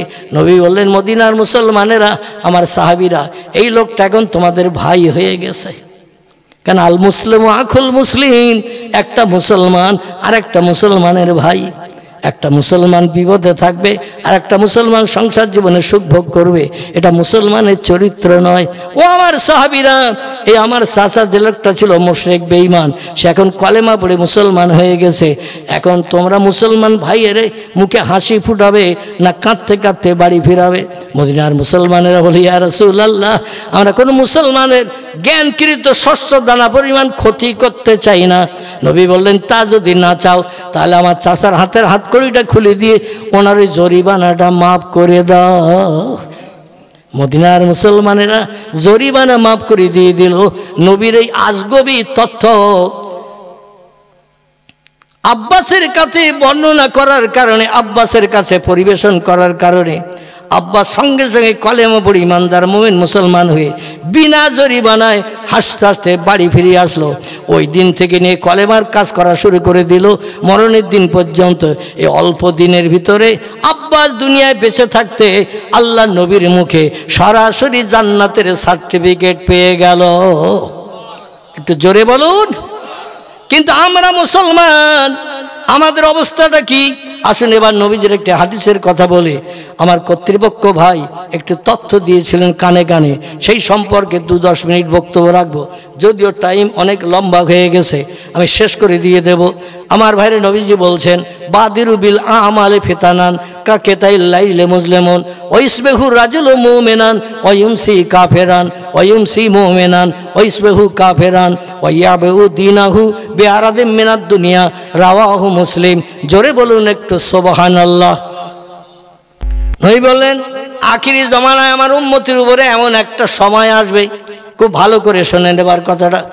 বলছেন বাদিরু বিল আমালে ফিতানান, মানুষের জীবনের আমল নামা ফিতনা ফাসাদে পরিপূর্ণ হবে। কাকেতাইল লাইলে মুসলিমুন, এবং রাতের অন্ধকারের মতো মানুষ একে অপরের ক্ষতি করার চিন্তা ভাবনা করবে। দিনের বেলা রাতের মতো চলবে, কে ভালো কে খারাপে বিচারও করবে না। নিজের জীবনে সুখ শান্তি বিটানোর জন্য হিতাহিত জ্ঞান শূন্য হয়ে ইসলাম শরীয়তে বিরোধিতামূলক কাজ করবে। ওয়াইসবিহুর রাজুলু মুমিনান, সকালবেলা এরকম ভালো পরিবেশে বসে কোনো ব্যক্তি কলেমা পড়ে ইমানদার হবে। ওয়ায়ুমসি কাফেরান, সন্ধ্যাবেলা এমন একটা কাজ করবে ওই দিনই, যেদিন সকালে কলেমা পড়ে ইমানদার হলো, সন্ধ্যাবেলা এমন একটা কাজ করবে, এমন একটা কথা বলবে, লোকটা বেঈমান কাফের হয়ে যাবে। আবার সন্ধ্যাবেলা এরকম ভালো মজলিসে বসে কলেমা শরীফ পাঠ করে ইমানদার মোমেন হবে। ওয়াইসবিহু কাফেরান, সকালবেলা ঘুম থেকে উঠে এমন কথা বলবে, এমন কাজ করবে, ও কাফের রূপান্তরিত হয়ে যাবে। ওর আর কোনো ইমানের লেশ মাত্র থাকবে না। কাজকর্ম কথাবার্তায় এমন কাজ করবে আমার উম্মতেরা। নবী বলছেন ওয়ায়াবু দীনাহু, সেদিন ইসলাম ধর্মকে আমার উম্মতরা বিক্রি করে খাবে। ওয়ায়াবু দীনাহু বিআরাদিম মিনাদ দুনিয়া, দুনিয়ার ধন সম্পদ টাকা পয়সা মালমাত্রার লোভে ইসলাম ধর্মটাও পর্যন্ত বিক্রি করে খেয়ে নেবে, ধর্মের কোনো মর্যাদা দেবে না। সেদিন খুব সামনে ঘনিয়ে আসছে। আর এমন একটা সময় পৃথিবীতে আসবে, যে সময় আল্লাহ বলা মতো মানুষ তাম পৃথিবীতে কেউ থাকবে না। বর্তমানে বিজ্ঞানের প্রযুক্তির যুগে হাজারো যন্ত্রপাতি মেশিন তৈরি হওয়ার কারণে মানুষ এখন আল্লাহ থেকে একটু বেশি ভুলে গেছে, না যায় নাই? আল্লাহকে আর আল্লাহ বলে মানতে চায় না। তার কারণ যেটার প্রয়োজন বিজ্ঞান সেটা দিয়ে দিচ্ছে, যেটার প্রয়োজন পৃথিবীর দার্শনিকেরা জ্ঞানীরা সেটা দিয়ে আমার মুখে হাসি ফোটাচ্ছে। আল্লাহর কাছে আর কিছু চাওয়ার প্রয়োজন নাই। এইভাবে বিজ্ঞানের উন্নতিতে চলতে চলতে এমন একটা সময় পৃথিবীতে এসে যাবে, মানুষরা তখন স্রষ্টার জন্য ইবাদত উপাসনাও করবে না। আর যদিও ইবাদত উপাসনা করে, ওদের ইমানের লেশমাত্র থাকবে না। এমন এমন কাজ করবে, এমন এমন কথা বলবে, সে কাফের রূপান্তরিত হয়ে যাবে। আল্লাহ কোরআনে বলছেন, ইন্নাল্লাযীনা কাফারু ওয়া কাযযাবু বিআয়াতিনা উলাইকা আসহাবুন নারি হুম ফিহা খালিদুন। যারা আমার স্রষ্টা বলে মানবে না, আমার সাহায্যের প্রয়োজন মনে করবে না, বিজ্ঞানী যথেষ্ট, ইঞ্জিনিয়ার যথেষ্ট, রাষ্ট্রনেতা যথেষ্ট, থানার ওসি যথেষ্ট, এলাকার মেম্বার যথেষ্ট, পাশে থাকলে আর কারো কাছে হাত পাততে হবে না, এমন চিন্তা যখন মানুষের মগজে এসে যাবে, নবী বলছেন সেই সময়ে আমার উম্মতেরা স্রষ্টারও ভুলে যাবে। ওয়াকাযযাবু বিআয়াতিনা, আল্লাহর পাঠানো কোরআনের কথাও মানুষ মানবে না, কোরআন মানার দরকার হবে না, যা চাচ্ছে বিজ্ঞান তো তাই দিয়ে দিচ্ছে। এই জন্য মানুষ ঈমান হারা হয়ে যাবে।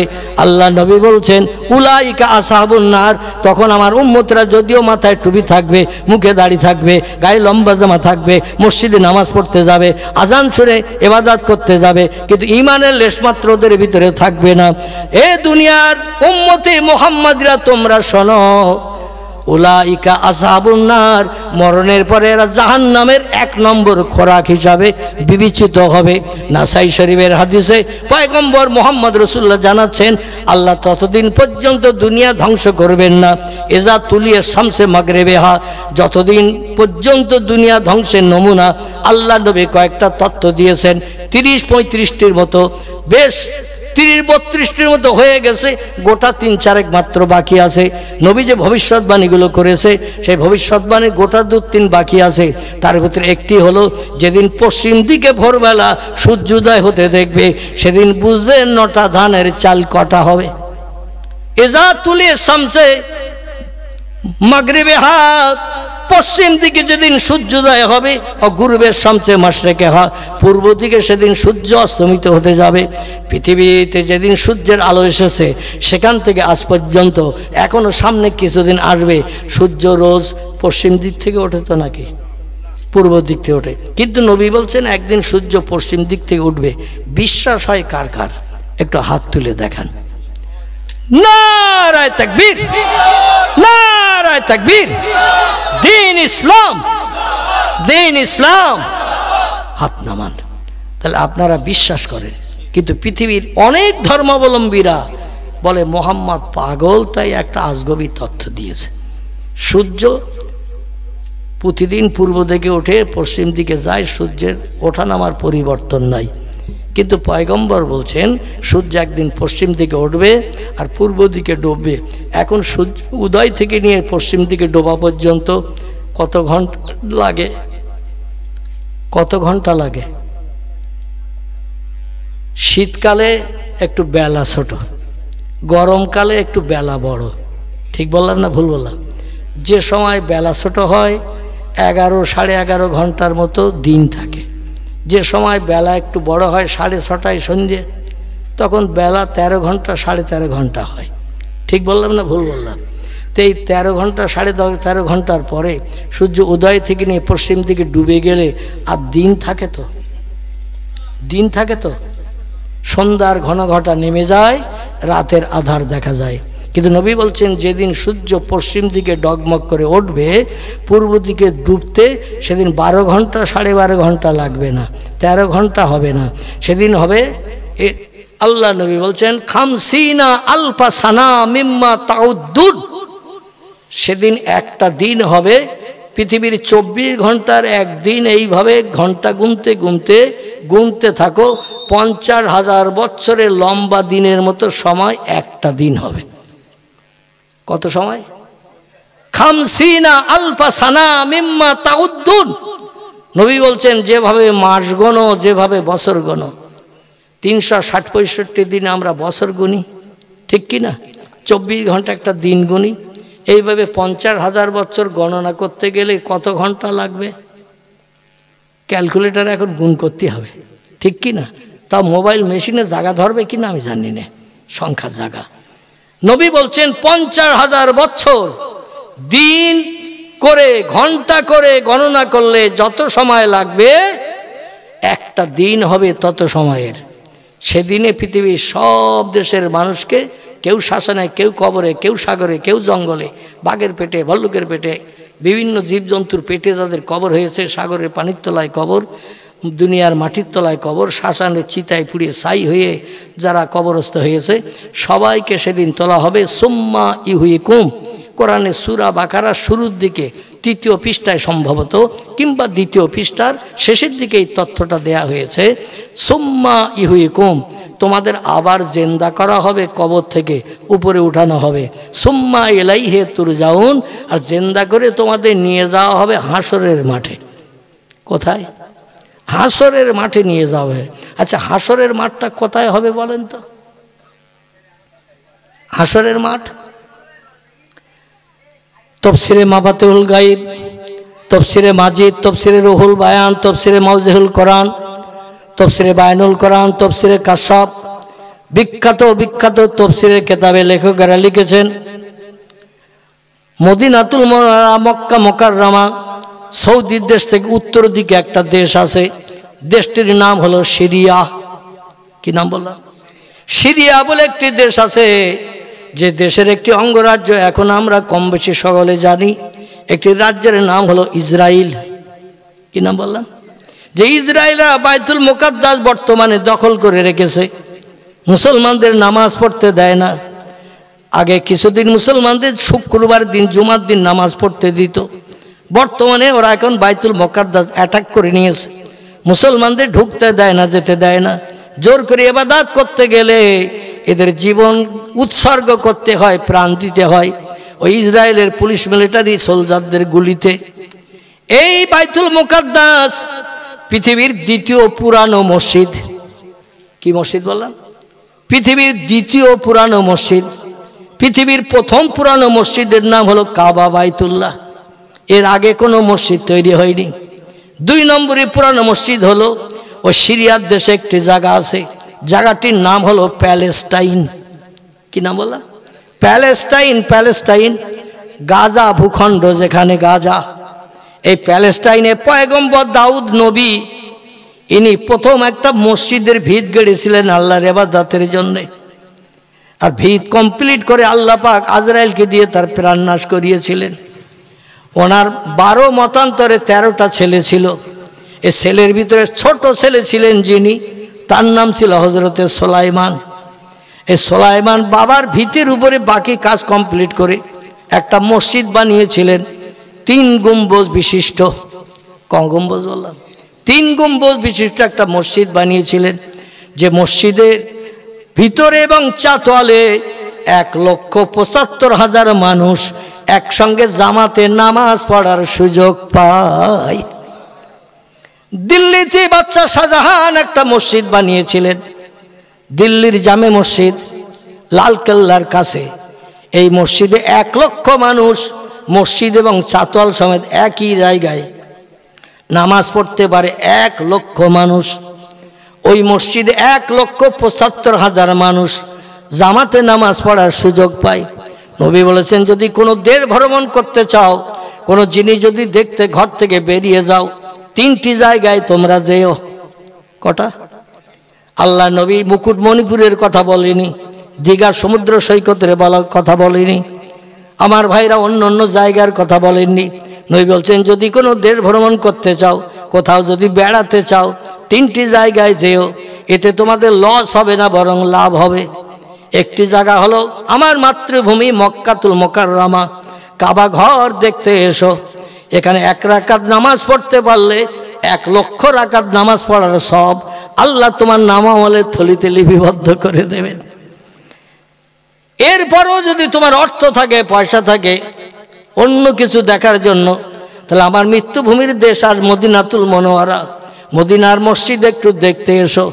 এখানে আমি মুহাম্মদ রাসূলুল্লাহ আমার হাতে গড়া কষ্ট করা একটা মসজিদ আমার হাতে গড়া বানানো আছে, যে মসজিদটির নাম হলো আল মসজিদুল মুনাওয়ারা, মসজিদে নববী। এই মসজিদে যদি কোনো ব্যক্তি 1 রাকাত নামাজ পড়ে, আল্লাহ তার নামামলের থলিতে 50,000 রাকাত নামাজ পড়ার সব তার নামামলের থলিতে লিপিবদ্ধ করে দেবেন, হাসরের মাঠে লাভবান হওয়ার জন্য। জোরে বলুন একটু সুবহানাল্লাহ। নবী বলেছেন, আর একটা জায়গায় তোমরা বেড়াতে যেও, ভ্রমণ করতে যেও, সেটা হলো সিরিয়ার প্যালেস্টাইনের জেরুজালেমে অবস্থিত একটি মসজিদ, নাম মসজিদুল আকসা, যার কোরআনী নাম হলো মসজিদুল আকসা, আর দেশের মানুষের কাছে তার নাম হলো বাইতুল মুকাদ্দাস। কি নাম বললাম? বাইতুল মুকাদ্দাস। তাফসীরের কিতাবে লেখকেরা লিখেছেন, তিরমিজি, আবু দাউদ শরীফে হাদিসে পয়গম্বর বলছেন, এই বাইতুল মুকাদ্দাসের সামনে হাসরের মাঠের শুভ সূচনা হবে।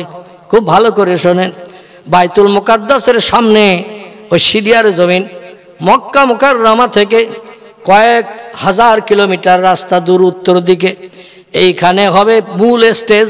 আজকের এই জলসার জন্য যেমন একটা ছোট্ট স্টেজ বানিয়েছেন বক্তা বসার জন্য, আল্লাহ পাক ওই বাইতুল মুকাদ্দাসের সামনে নিজের আরশ কুরসি 7ম আসমানের উপর থেকে নামিয়ে নিয়ে আসবেন এবং শূন্যে গ্যাস বালুনের বেলুনের মতো ভাসিয়ে রাখবেন। জোরে বলুন একটু সুবহানাল্লাহ। এখন আরশ কুরসি ভেসে থাকবে বলে মনে হয়? আল্লাহ শুধু যদি বলে কোন ফায়াকুন, সঙ্গে সঙ্গে সেটা হয়ে যাবে। পৃথিবীর বিজ্ঞানীরা প্রমাণ করেছে, বেলুনের ভিতরে গ্যাস পুড়ে দিয়ে ছেড়ে দিলেও নিচে যায় না উপরে যায়? উপরে যায়। এরোপ্লেন, রকেট, অ্যাপোলো হেলিকপ্টার এই উপরের দিকে ঘন্টার পর ঘন্টা থাকতে পারে না, পারে না। আল্লাহ শুধু বলবেন কোন, আরশ কুরসি শূন্যে দাঁড়িয়ে যাবে বাইতুল মুকাদ্দাসের সামনে। ওইখান থেকে বিচার স্টার্ট শুরু করা হবে। পৃথিবীর সব দেশের মানুষকে এই ময়দানে আসতে বলা হবে। নবী বলছেন, বাইতুল মুকাদ্দাসের সামনে থেকে আমার মাতৃভূমি মক্কা মুকাররমার কাবা ঘরের দক্ষিণ পূর্ব দিকে 14 কিলোমিটার রাস্তা, একটি জায়গার নাম হলো আরাফাত। কি নাম বললাম? আরাফাত। আরাফাত, এই আরাফাত পর্যন্ত বিস্তৃত লম্বা হবে হাসরের মাঠ। সেই সিরিয়ার দেশ থেকে বাইতুল মুকাদ্দাসের সামনে থেকে মক্কার আরাফাতের মাঠ পর্যন্ত এতটা লম্বা হবে হাসরের মাঠ। দুনিয়ার সব দেশের মানুষ আগে যারা মারা গেছে, এখন যারা মরছে, ভবিষ্যৎ জেনারেশন যারা আছে কিয়ামত পর্যন্ত, সবাইকে আল্লাহ এক হুকুমে কোন শব্দ দিয়ে জিন্দা করে এক জায়গায় হাজির করাবেন।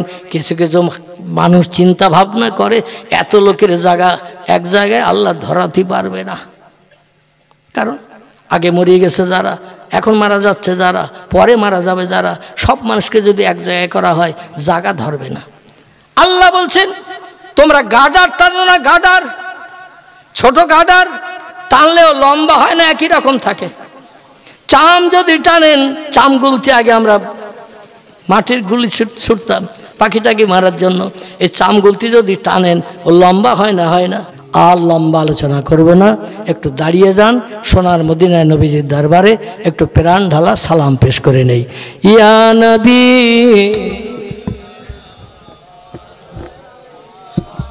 মিনসানি ইয়াতিল বেদাই ওয়াজাবাস শুকরু আলাইনা মাদা লিল্লাহ হে দাঈ ইয়া নবী সালামুন আলাইকা মুন আলাইকা ইয়া হাবিব সালামুন আলাইকা সালাওয়াতুল্লাহ। নবীজির আব্বা আব্দুল্লাহ, রাসূলুল্লাহর আম্মা আমিনা, হাবিবের দুদুমা হালিমা, দয়ার নবীর রওজা মদিনা। ইয়া নবী সালামুন আলাইকা ইয়া রাসূল সালাম ইয়া হাবিব সালামুন আলাইকা সালাওয়াতুল্লাহ। बागे इब्राहिम के गुलहिन मलाएक जिसके बुलबुल अपहाय जाते तवक्कुल सलावतुल्लाह अलैका या नबी सलामुन अलैका या रसूल सलाम या हबीब सलामुन अलैका सलावतुल्लाह अलैका। সকলে বসে পড়েন। ইয়া রাব্বি সাল্লাম।